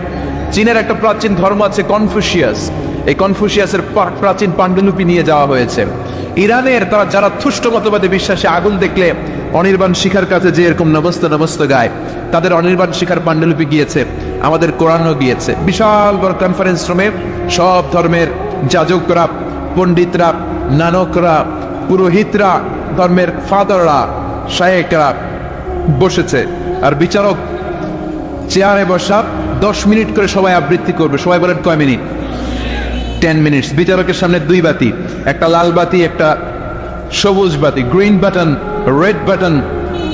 গ্রিন বাটনে চাপার সাথে সাথে 10 মিনিটের আবৃত্তি শুরু, সবাই ধর্মগ্রন্থ আবৃত্তি করে। আর রেড বাটনে চাপার সাথে সাথে আবৃত্তি শেষ। উনি প্রথমে ইনভাইট করেছে শ্রীমত ভাগবত গীতা, তারা গিয়ে তাদের মতো করে তাদের ধর্মগ্রন্থ আবৃত্তি করতে শুরু করেছে। ওম নমো ভগবতী বাসুদেবায়। তাদের প্রত্যেক শ্লোকে ঈশ্বর, ঈশ্বরী, ভগবান রাম কৃষ্ণের স্লোগান আছে না নেই? তারা ভগবতী বলে টান দিয়েছে। আফটার ফিনিশিং 10 মিনিটস, বিচারক প্রেস দ্য রেড বাটন, লাল বাতি চেপেছে, শ্রীমত ভগবত গীতা আবৃত্তিকারক নেমে এসেছে। ডাকা হয়েছে বেদ, ডাকা হয়েছে পুরাণ, ডাকা হয়েছে দশাতীর, ডাকা হয়েছে দীঘানিকায়া, ডাকা হয়েছে ত্রিপিটাক, তিনটা পিটক মিলে ত্রিপিটাক, বিনয় পিটাক, শ্যাম পিটাক, অভিধর্ম পিটাক। এরা বলে ওম শান্তি, ওম শান্তি, ঠিক কিনা? টেলিভিশনে আমরা দেখি এদের মাথায় চুল নাই, হলুদ চাদর গায়ে দিয়ে বলে বুদ্ধাং শরণং গচ্ছামি, ধম্মাং শরণং গচ্ছামি, আর বলে নির্বাণাং পরমং সুখং, নির্বাণাং পরম শান্তি, ওম শান্তি। কিন্তু মিয়ানমারে যে নারকীয় তাণ্ডব তারা দেখিয়েছে, ওদের আসলে বলা দরকার ওম অশান্তি। ওম আল কোরআনের প্রথম বাণী পড়ো, আল হাদিসে নবীর কথা পড়ো, পড়ে পড়ে শেখো, শিখে শিখে তুমি তোমার নিজের জীবন গড়ো। আল্লাহু আকবার। এই কোরআন এমন কিতাব, এই কোরআন আপনাকে পড়ার কথা বলে, এই কোরআন সমাজকে আলোকিত করার কথা বলে, এই কোরআন আপনাকে জান্নাতের কথা বলে। চিল্লায় বলেন ঠিক কিনা? এই কিতাব এমন দামি কিতাব, এই কিতাবের প্রতিটা অঙ্গনেই আল্লাহ কিতাবের মর্যাদা বাড়ালেন। আসমানি কিতাব 104টা, চিল্লায় বলেন কয়টা? এর মধ্যে সর্বসেরা কয়টা? এর মধ্যে সর্বশ্রেষ্ঠ কোনটা? আবার নবীদের মধ্যে সর্বসেরা নবী বিশ্ব নবীর উপর কোরআন নাজিল করলেন। আল্লাহ মুসা নবীর উপর কোরআন নাজিল করতে চাইলে করতে পারতেন কি পারতেন না? ঈসা নবীরও দিতে পারতেন, সাইয়েদনা ইব্রাহিমকে দিতে পারতেন, কিন্তু বিশ্ব নবীর উপর কোরআন নাজিল করে কোরআনের মর্যাদা বাড়ালো কে? আবার পৃথিবীতে যত এক্সিস্টিং ল্যাঙ্গুয়েজ আছে সবচেয়ে সেরা ভাষা কোনটা? কথা বলেন। ওই আরবি ভাষায় কোরআন নাজিল করে কোরআনের মর্যাদা আরেক ধাপ বাড়ায় দিলেন, ঠিক কিনা? আমাদের যে 12 মাস, আরবি 12 মাসের মধ্যে শ্রেষ্ঠ মাস কোনটা? রমজান। এই রমজানে কোরআন নাজিল করলো কে? আবার রমজানের 30 দিন 30 রাতের মধ্যে সবচেয়ে সেরা মহেন্দ্র ক্ষণ কোনটা? লাইলাতুল কদর, ঠিক কিনা? লাইলাতুল কদরের রাত্রিতে কোরআন নাজিল করলো কে? যেই কোরআনকে আল্লাহ এত মর্যাদাবান করলো, ওই কোরআনের সাথে যদি কেউ লেগে যায়, ওই কোরআন যদি কেউ তেলাওয়াত করে, কোরআন যদি পড়ে শুনে মানে, তারও মর্যাদা আছে না নাই? আসলে নেই। এই জন্য সকাল শুরু হতে হবে আমাদের কোরআন দিয়ে। ফজরের সালাত জামাতে পড়ার পরে 68,000 গ্রাম থেকে একটা সময় গুনগুন গুনগুন করে কোরআন তেলাওয়াত হতো। মক্তবগুলোতে আমি যখন ছোট্ট, আমাদের শাহী মসজিদে আমরা কোরআন পড়তাম। আপনাদের এই মসজিদগুলোতে এখনো মনে আছে না? এটা আমাদের tradition, we are proud of it. আমাদের এই ঐতিহ্য আমরা ভাঙবো না। প্রতিদিন সকালবেলা ছেলে মেয়েদেরকে মক্তবে পাঠাবো। রাজি আছেন? যদি সকালবেলা স্কুলে পাঠান, যদি কিন্ডারগার্টেন থাকে, শামসুল হক খান থাকে, তাহলে বিকেলবেলা সান্ধ্যকালীন ক্লাসের ব্যবস্থা করবেন আপনারা যারা গার্ডিয়ান আছেন তারা। কারণ সবার আগে কোরআন, সবার আগে কি? বাঁচতে হলে কোরআন পড়তে হবে, বাঁচতে হলে কোরআন জানতে হবে। তা না হলে আপনি মরে যাবেন, আপনার মৃত্যু দিবসটা কবে এটাও ছেলে মনে রাখবে না, আপনার জন্য দোয়া করার সময়টাই সে পাবে না। ঠিক কিনা? এজন্য ছেলে মেয়েদেরকে কোরআন শিখান, ছেলে মেয়েদেরকে হাফেজে কোরআন বানান, ছেলে মেয়েগুলারে মাদ্রাসায় দেন। এই ছেলেগুলারে আল্লাহওয়ালা বানাবে কে? আর যদি ইসলাম না শিখান, কোরআন না শিখান, এগুলোই হবে বাংলা ভাই, ইংরেজি ভাই, অঙ্ক ভাই, এগুলোই হবে আরশাদ শিকদার, পিচ্চি হান্নান, কালা জাহাঙ্গীর, এগুলোই হবে জঙ্গি। আর কোরআন শিখান, এগুলোর ভদ্র বানাবে কে? ছেলে মেয়েদেরকে কোরআন শিখাতে রাজি আছেন তো? নিজে আপনার বিবিকে কোরআন শোনাবেন, বিবি আপনাকে শোনাবে। একসাথে সূরা ইয়াসিন মুখস্থ করা শুরু করবেন। ছোট ছেলেটারে বলবেন, বাবা এই শুক্রবার থেকে সামনের শুক্রবার দেখি কে কার আগে এই মাসের শুরু থেকে আগামী মাস পর্যন্ত সূরা ইয়াসিন আমরা মুখস্থ করব। 2-3 দিন পর পর ফিট পোটে নাড়ায়, দোয়ার অভিনয় করে। এগুলো শেখানোর দরকার আছে না নাই? কোরআনে হাফেজ বানানোর দরকার আছে না নাই? এজন্য এখন থেকেই ছেলে মেয়েদেরকে মসজিদমুখী করেন। অনেক মুরব্বী আছে, ছোট বাচ্চা মসজিদে গেলে ধমক দেয়, আছে না নাই? ধমক দিয়েন না। যে মুরব্বী মসজিদে গেলে বাচ্চাদেরকে ধমক দেয়, দেখা যাবে ওই মুরব্বী ছোট্টবেলায় মসজিদে গিয়ে পিছলা খেয়ে আসারও খায় নাই, মসজিদের দিকে যায় নাকি কখনো। তো ছোট্ট বাচ্চাটা মসজিদে যায়, আপনি ধমকান কেন? কখনো বাচ্চারা মসজিদে গেলে ধমকাবেন না। আজকে যদি বের করে দেন, আর জীবনে মসজিদে ঢুকাতে পারবেন না। আর এখন থেকে যদি মসজিদমুখী করেন, এগুলোই হবে নামাজি, এগুলোই হবে ভদ্র, এগুলোই হবে সমাজ সেবক, এগুলোই হবে আল্লাহ, এগুলোই হবে আগামী প্রজন্মের অহংকার। চিল্লায় বলো ঠিক না? অনেক আলোচনা শুনলাম, এবার কর্মসূচি। আজকের আলোচনার কর্মসূচি নাম্বার 1, সবাইকে কোরআন জানতে হবে। We need to know how to recite the Holy Quran with tajweed. তাজবিদের সাথে কোরআন জানবেন। বয়স হয়ে গেছে, পান খাইতে খাইতে জিহ্বা ভারী, কোনো অজুহাত আল্লাহ নিবে না। এতদিন পারেন নাই, কালকে থেকে পারবেন, ঠিক কিনা? ইনশাআল্লাহ করবেন না? সান্ধ্যকালীন কোরআন শিক্ষার আসর করেন। ইমাম সাহেব, খতিব সাহেব ডগের মাদ্রাসায় পড়ে, আশেপাশের মাদ্রাসাগুলোয় পড়ে, এই হাফেজ ছাত্রদেরকে ধরে আপনারা কোরআন শিখেন। ছেলে মেয়েদের অন্তরের ভেতরে কোরআনের নূর ঢুকায় দেন। ফ্যামিলিগুলোরে জান্নাতি ফ্যামিলি বানিয়ে দিবে কে? প্রতিদিন কোরআন তেলাওয়াত করতে হবে। Our day should be started with the recitation of holy book Quran. রাজি আছেন? আমার সাথে একমত না বোধহয়? রাজি আছেন সবাই? তাহলে কোরআন জানতে হবে, কোরআনের তেলাওয়াত সহি শুদ্ধভাবে শিখতে হবে। 2 নাম্বার সবচেয়ে জরুরি কর্মসূচি হচ্ছে we need to know the holy Quran in our own mother tongue। আমাদের মাতৃভাষায় আমাদেরকে কোরআন বুঝতে হবে। আল্লাহ কি বললো আমরা বুঝি না, এজন্য অন্তরে লাগে না। তারাবির সালাতে যখন কাবা ঘরের ইমাম শেখ আব্দুর রহমান আস-সুদাইস আযমের আয়াতগুলো বলে টান দেয়, চিৎকার দিয়ে হেরেম শরীফের চারদিকে সবাই কান্নায় ভেঙে পড়ে। শেখ আব্দুর রহমান আস-সুদাইস নিজেও কাঁদে, আমরাও কাঁদি। কাদার জন্য 3-4 মিনিট উনি তেলাওয়াত বন্ধ রাখেন, আবার নিজেকে সামলে নিয়ে আবার তেলাওয়াত করেন। আবার জান্নাতের আয়াতগুলো যখন পড়েন, সাবলীল কণ্ঠে পড়েন, অন্তরগুলো মানুষের আনন্দে উচ্ছল্লা হয়ে যায়। আর আমাদের তারাবির নামাজে হাফেজ সাহেব জাপানের রেলগাড়িও ফেল এমন জোরে টান দেয়। রুব্বা ক্বারি লিল কুরআন ওয়াল কুরআনু ইয়ালআনুহু। এমন কিছু হাফেজের কোরআন আছে যাদেরকে কোরআন রহমত না দিয়ে লানত দেয়, যারা কোরআনের তাজবিদ আদায় না করে, তাহসিন এবং সিফাত আদায় না করে মন গড়া কোরআন তেলাওয়াত করে। খবরদার! কোরআনকে তাড়াহুড়ো করে কোন মসজিদে আপনারা পড়বেন। 20 রাকাত পড়তে পারেন না, 18 রাকাত পড়েন। 18 রাকাত পারেন না, 14 পড়েন, 10 পড়েন, 8 পড়েন, কিন্তু যত রাকাত পড়বেন কোরআনকে তাহসিনের সাথে, তাজবিদের সাথে থেমে থেমে তেলাওয়াতের দরকার আছে না নেই? এজন্য মাতৃভাষায় বুঝবেন। কি সুন্দর আল্লাহ সূরা ইউসুফের তাফসীর করলেন, কত চমৎকার ঘটনা। সূরা মারিয়ামের সূরার ভেতরে আল্লাহ কত চমৎকার কথা বললেন। বিশ্বনবী কোথায় কি করলেন আল্লাহর এই 30 পারা কোরআনে আছে না নাই? এজন্য মাতৃভাষা বাংলাতে বুঝতে হবে। বঙ্গানুবাদ কোরআন কি আমাদের কোনাপাড়ার এই পাড়াডগারের লাইব্রেরিগুলোতে পাওয়া যায় না? প্রত্যেকটা ঘরে। মিজানুর রহমান আজহারীকে আপনারা পছন্দ করেন, আমি আসলেই লোকের বন্যা হয়ে যায়। আমার কথা কি আপনারা রাখবেন না? আমি সকলের পায়ের মধ্যে আমার এই 2টি হাত কাবা ঘর টাচ করেছে, কাবার কিনারা টাচ করেছে, অনেক বড় বড় জায়গা টাচ করেছে। সবার 2টি পায়ের মধ্যে আমি হাত রেখে অনুরোধ করব, প্রত্যেকের ঘরে একটা করে বঙ্গানুবাদের কোরআন থাকা চাই। রাজি আছেন? রাজি আছেন সবাই? আজ থেকে আমরা কোরআন পড়বো, কোরআন শিখবো, কোরআন দিয়ে ফ্যামিলিটারে গুছাবো। প্রতিদিন একটা করে হলেও কোরআনের বঙ্গানুবাদ আপনি পড়বেন। আল্লাহ নতুন করে আর কিছু বলবে না, যা বলার সব বলে দিয়েছেন। এজন্য কোরআনকে আল্লাহ শুরু করেছেন বিসমিল্লাহ দিয়ে, মানে বা দিয়ে, আর শেষ করেছেন মিনাল জিন্নাতি ওয়ান নাস, মানে সিন দিয়ে। বা আর সিন মিলালে কি হয়? বাস। এই বাস দিয়ে এবার ঢাকা যাবেন নাকি? না, বাসে চড়ার বাস নাই, বাস মানে যথেষ্ট, বাস মানে সাফিসিয়েন্ট, কাফি। যা বলার বান্দা সব বলে দিলাম, বাস।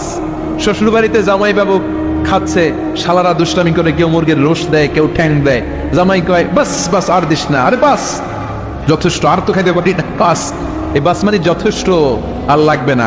আল্লাহ বুঝাতে চাইলে 30 পারা কোরআনে যা দিলাম তোমাদের জন্য বাস, যথেষ্ট, নতুন করে আর কিচ্ছু বলবো না। চাও তো কোরআন পড়ো, চিল্লা এখন ঠিক না। এজন্য প্রতি ঘরে ঘরে আগামীকাল থেকে কোরআনের বঙ্গানুবাদ চাই। অ্যান্ড্রয়েড সেটগুলোর ভিতরে অ্যাপস পাওয়া যায়, সফটওয়্যার পাওয়া যায়, আল কোরআনের মর্মবাণী পাওয়া যায়। যার যে বঙ্গানুবাদ সহজ লাগে, রমাদানে শুধু কোরআনের খতম দেওয়ার জন্য আল্লাহ কোরআন পাঠায় নাই। আপনি 4 খতম 7 খতম কেন দেয়? দিয়ে কি লাভ? তেলাওয়াত করলে সওয়াব হয়, কিন্তু অর্থ বললে 10 গুণ সওয়াব। চিল্লা এখন ঠিক কিনা? আল্লাহ কি বললো আপনি কিছুই জানেন না, কিন্তু প্রতি বছরে বছরে 20 খতম। এই কোরআন তেলাওয়াতের কোনো মানে নাই। আল্লাহ কি বলেছে, কি মেসেজটা আমাদেরকে দিতে চেয়েছে, কি শিখাতে চেয়েছে, এটা বুঝতে হবে মাতৃভাষায়। রাজি আছেন? তাহলে প্রথম কর্মসূচি নিলাম কোরআন পড়তে জানতে হবে। দ্বিতীয় কর্মসূচি নিলাম মাতৃভাষায় কোরআন বুঝতে হবে। 3 নাম্বার কর্মসূচি, জীবন থাক আর না থাক কোরআনের পক্ষে থাকতে হবে, কোরআনের আন্দোলন করতে হবে। যারা কোরআনের পক্ষে তাদেরকে সাপোর্ট করতে হবে, যারা কোরআনের কথা বলে তাদেরকে ভালোবাসতে হবে। বিশ্বনবী বলেছেন কোন আলেমান আও মুতাআল্লিমান, হয় আলেম হও, নয় আলেমদের কাছে পড়ো, নয় আলেমদের সাথে সম্পর্ক রাখো, নয় আলেমদের সাথে আত্মীয়তা করো। ওয়ালা তাকুনাল খামিসা, পঞ্চমটা হইও না, 4টা হও, হয় আলেম অথবা মুতাআল্লিম, আলেমের কাছে শিখো, আলেমরে ভালোবাসো, কিংবা আলেমের সাথে আত্মীয়তা করো। 5 নাম্বারটা হইও না, মানে আলেম বিদ্বেষী হইও না। চিল্লা এখন ঠিকই না? এজন্য রব্বুল আলামিন বলেন ইয়া আইয়ুহান নাসু কুলু মিম্মা ফিল আরদি হালালান তাইয়্যিবা ওয়া লা তাত্তাবি'উ খুতুওয়াতিশ শাইতান ইন্নাহু লাকুম আদুউন মুবিন। ও বারসারাম খবরদার, আরব ফেরাউনা, জামিনে যেটা আমি পবিত্র বানিয়েছি, যেটা আমি হালাল বানিয়েছি, ওইটা খাও। হালালে বরকত দিয়েছে কে? আর খবরদার, শয়তানের পদার্থ অনুসরণ করো না, শয়তান তোমাদের প্রকাশ্য দুশ্মন। ঠিক না? হালাল খেতে বলেছে, যেটা জানি পবিত্র এটা আমরা খাব, যেটা হারাম ওইটা আমরা খাবো। আরামের সাথে আমাদের কিন্তু সম্পর্ক নাই। এই সিদ্ধান্তে সবাই একমত তো? সবাই একমত? হালাল দিয়ে আমরা আমাদের জীবন চালাতে চাই, রাজি আছেন তো সবাই? তাহলে আসুন হালাল এবং হারামের ব্যাপারে আমরা বিস্তারিত জেনে নিই, যে আমাদের জীবনে কোনটাকে আল্লাহ তাআলা হালাল করেছেন, কোনটাকে হারাম করেছেন, কিভাবে আমি হারাম দিয়ে আমার জীবন নিষ্ঠা যাবো, কেমন করে হালাল দিয়ে জীবন দিয়ে গুছাবো, আর কেমন করে হারাম থেকে আমি বেঁচে থাক, এই মূল্য দিয়ে প্রিন্সিপালস আমাদের জানা দরকার আপনারা নাই। প্রিয় ভাইয়েরা, আমার রকমের প্রিয় ভাইয়েরা, আজকে এই চমৎকার দুপুরে আমরা হালাল এবং হারামের কিছু মূলনীতি জেনে যাব, যে মূলনীতিগুলো আপনি সামনে রাখলে আপনার পুরো পুরো জীবনে হালাল হারাম নিয়ে আপনি কখন কম্পিটিশনে পড়বেন। আপনাদের মনোযোগ রাখল, আসো আমরা হালাল এবং হারামের মূলনীতিগুলো জেনে নিই। হালাল এবং হারামের প্রথম মূলনীতি হচ্ছে এই পৃথিবীতে যা আছে সব হারাম, যা আছে সব কি হালাল। মৌলিকভাবে জিনিস হালাল, যতক্ষণ কোনো জিনিসের ব্যাপারে হারাম হওয়ার দলিল না পাওয়া যায়, ততক্ষণ পর্যন্ত সব কিছু হালাল করেছে গিয়ে আমরা। যখন দলিল পাওয়া যাবে যে এটা হারাম, তখন থেকে আমরা ওইটাকে আপনিও যাবো না, তা পর্যন্ত সব হালাল। ঠিক কি না? আর হালাল প্রমাণ করতে হয়তো দলিলের প্রয়োজন হয় না। আমি তিনি বলি এটা হালাল, কেউ তুই বলে এটা হালাল, দলিল কি? দলিল দেওয়া লাগবে, কিন্তু হারাম বলতে হবে দলিল নিতে হয়। তাও যেহেতু দলিল না হয়, অকাত্য দলিল, কোরআন এবং সুন্নাহ, কোরআন এবং সুন্নাহ অকাত্য দলিল ছাড়া কোনো জিনিসকে আপনি হারাম ঘোষণা করতে পারবেন না। এই জন্য যারা বারবার আরাম আরাম আরাম আরাম বলে, এদেরকে আপনি দেওয়া যাবে না। যারা আমাদেরকে আলো দেখায়, যারা আমাদেরকে আশা দেখায়, আমরা তাদের কাছে যাবো। আল্লাহর হাবিব সাল্লাল্লাহু আলাইহি ওয়াসাল্লাম বলেছেন, বাশিরু ওয়ালা তুনাফিরু, সুসংবাদ দাও, মানুষের হৃদ থেকে ভাগিও না। ইয়াসিরু ওয়ালা তুআসিরু, সহজ করে ইসলামকে উপস্থাপন করো, ইসলামকে কঠিন করো না। ঠিক না? আওয়াজ করে বলেন তো, ইসলাম পালন করা, ইসলাম মানা, এটা সহজ না কঠিন? জোরে বলেন, সহজ না কঠিন? ওযু করে আওয়াজ করা বড়, তাই না? ওযু পানি নেই, তাই এমন করে বললে গোল করবে কে? দাঁড়িয়ে দাঁড়িয়ে নামাজ পড়া ফরজ। কোমরের ব্যথা দাঁড়াতে পারছে না, বসে বললো কবর পড়বে কে? বিয়েতে বহরা দেওয়া কি ফরজ? আওয়াজ করে বলেন ফরজ। এখন বহরা যদি না থাকে, এক সাহাবী বলেন রাসূলুল্লাহ বিয়ে করব। আবার আনসার বলেন বিয়ে করবে তো তোমার বহরা আছে? সাহাবী বলেন বহরা নাই, বহরা নাই। তো কি আছে? কিছু নাই।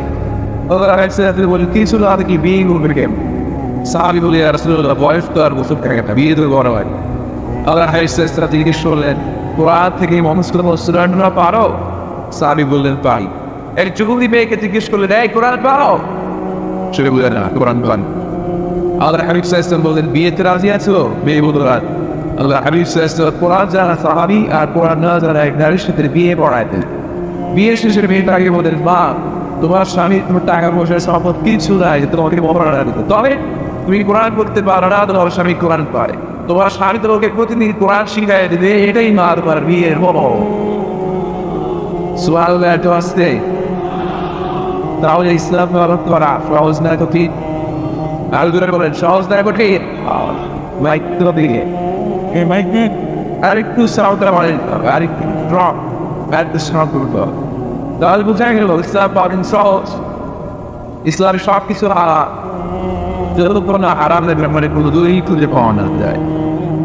এই জন্য যারা বারবার হারাম হারাম বলে, এদের কাছে যাওয়া যাবে না। যারা আশা দেখায়, যারা জান্নাতের পথ দেখায়, যারা সুসংবাদ দেয়, তারা ইসলামের সঠিক আরো এবং সঠিক পাও চিন্তায় বলতে হবে। ঠিক না?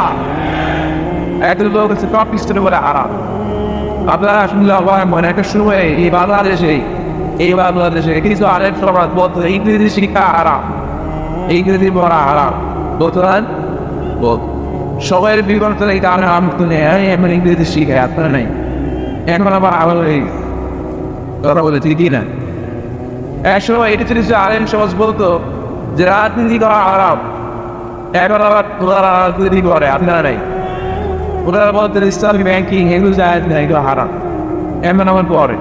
তো এখনো যেগুলো হারাম হারাম বলতেছে, বাস ধরে বুঝতে পারে এগুলো আলাপ হয়ে যেতে পারে, চিন্তা বলে ঠিক এই জন্য হারাম বলার আগে 100 বার ভাববেন, কারণ কোনটা হারাম ওইটা না বুঝে না জেনে গোসল দেওয়া দায়িত্ব আমরা আপনার নেয় নাই। আমরা বলেছেন তারাকাল মুতানাত্তিউন, যারা মুতানাত্তিউন তাদের ধ্বংস। সাহাবারা বলেন এরা আর কারা? আল্লাহ আমি বললেন যারা ছোট্ট বড় বিষয় নিয়ে ঘোষণা দিয়ে দেয় এটা আরাম, ওটা আরাম, ওটা আরাম, ওটা আরাম, এদের জিনিস থাকে আরাম আরাম। আসলে নাই, এই জিনিসটা একটু পায়ে দিতে হবে। আরাম আরাম না বলে জিনিস থাকতে হবে কি আরাম আরাম আরাম করা যাবে মুসলমান। সবাই রাজি আছেন তো? এই জন্য রব্বুল আলামিন বলেন قل من حرم زينة الله التي أخرج لعباده والطيبات من الرزق গায়ের দোষ পর্দা গায়ের দোষ সাহস যা আল্লাহ দেয়া হালাল বিষয়গুলোকে আরাম বলে ঘোষণা দেয়, আল্লাহ দেয়া হালাল নেয়ামতগুলোকে আরাম বলে ঘোষণা দেয়, আল্লাহ ঘোষণা করা হালাল শ্বাস লজ্জাগুলোকে আরাম বলে ঘোষণা দেয়। গায়ের থাকো আমার দিয়েছে আল্লাহ, লাড়ও দিয়েছে এদের উপর। হালাল এবং হারামের প্রথম মূলনীতি হচ্ছে এভরিথিং ইজ বেসিকলি হালাল। এই পৃথিবীতে মূলত যাই দেখতে পাবে সব হালাল, সব হালাল। আলহামদুলিল্লাহ পড়ে যতক্ষণ না এটা হারাম হওয়ার ব্যাপারে অকার্য দলিল না পাওয়া যায় আমরা এটাকে হালাল হিসেবে কনসিডার করব। সবাই কথা বুঝতে পেরেছেন? বুঝতে পেরেছেন সবাই? হালাল হারামের 2 নম্বর মূলনীতি হচ্ছে হালাল ওয়াজিআ গায়র হারাম। এই পৃথিবীতে হালাল হচ্ছে আনলিমিটেড আর হারাম হচ্ছে লিমিটেড। হালাল বেশি, হারাম কম। হালালের কোনো অভাব নাই, কিন্তু হারাম হাতে সুবহানাল্লাহ পড়ে। এটা আমাদের সুবিধা হয়েছে না? কথা বুঝে নেই। আচ্ছা, হালাল যদি কম হতো আর হারাম যদি বেশি হতো আমাদের জন্য অসুবিধা হয়ে যেত না? হালাল হচ্ছে অসীম, এত বেশি পরিমাণ জিনিসকে আল্লাহ হালাল করেছেন। এই হালালের মধ্যে থেকেই আপনার জীবনের আনন্দ, উৎসব, বিনোদন সব আপনি পরিচালনা করতে পারবেন। আওয়াজ করে পড়ে সুবহানাল্লাহ। আবার এই কোরআন কারীমের মধ্যে আপনার যেমন হালালের ঘোষণা দিয়েছেন তখন ব্যাপক হারে ঘোষণা দিয়েছেন, আবার এই কোরআনের মধ্যে আপনারা যখন হারামের ঘোষণা দিয়েছেন ব্যাপক ভাবে দেন নাই। হারামের ঘোষণা কোরআনে আল্লাহ গুনে গুনে দিয়েছে। সুবহানাল্লাহ পড়ে। হালাল ব্যাপক, হালাল ব্যাপক কমেন্ট আর এই পৃথিবীতে 4 পাওয়া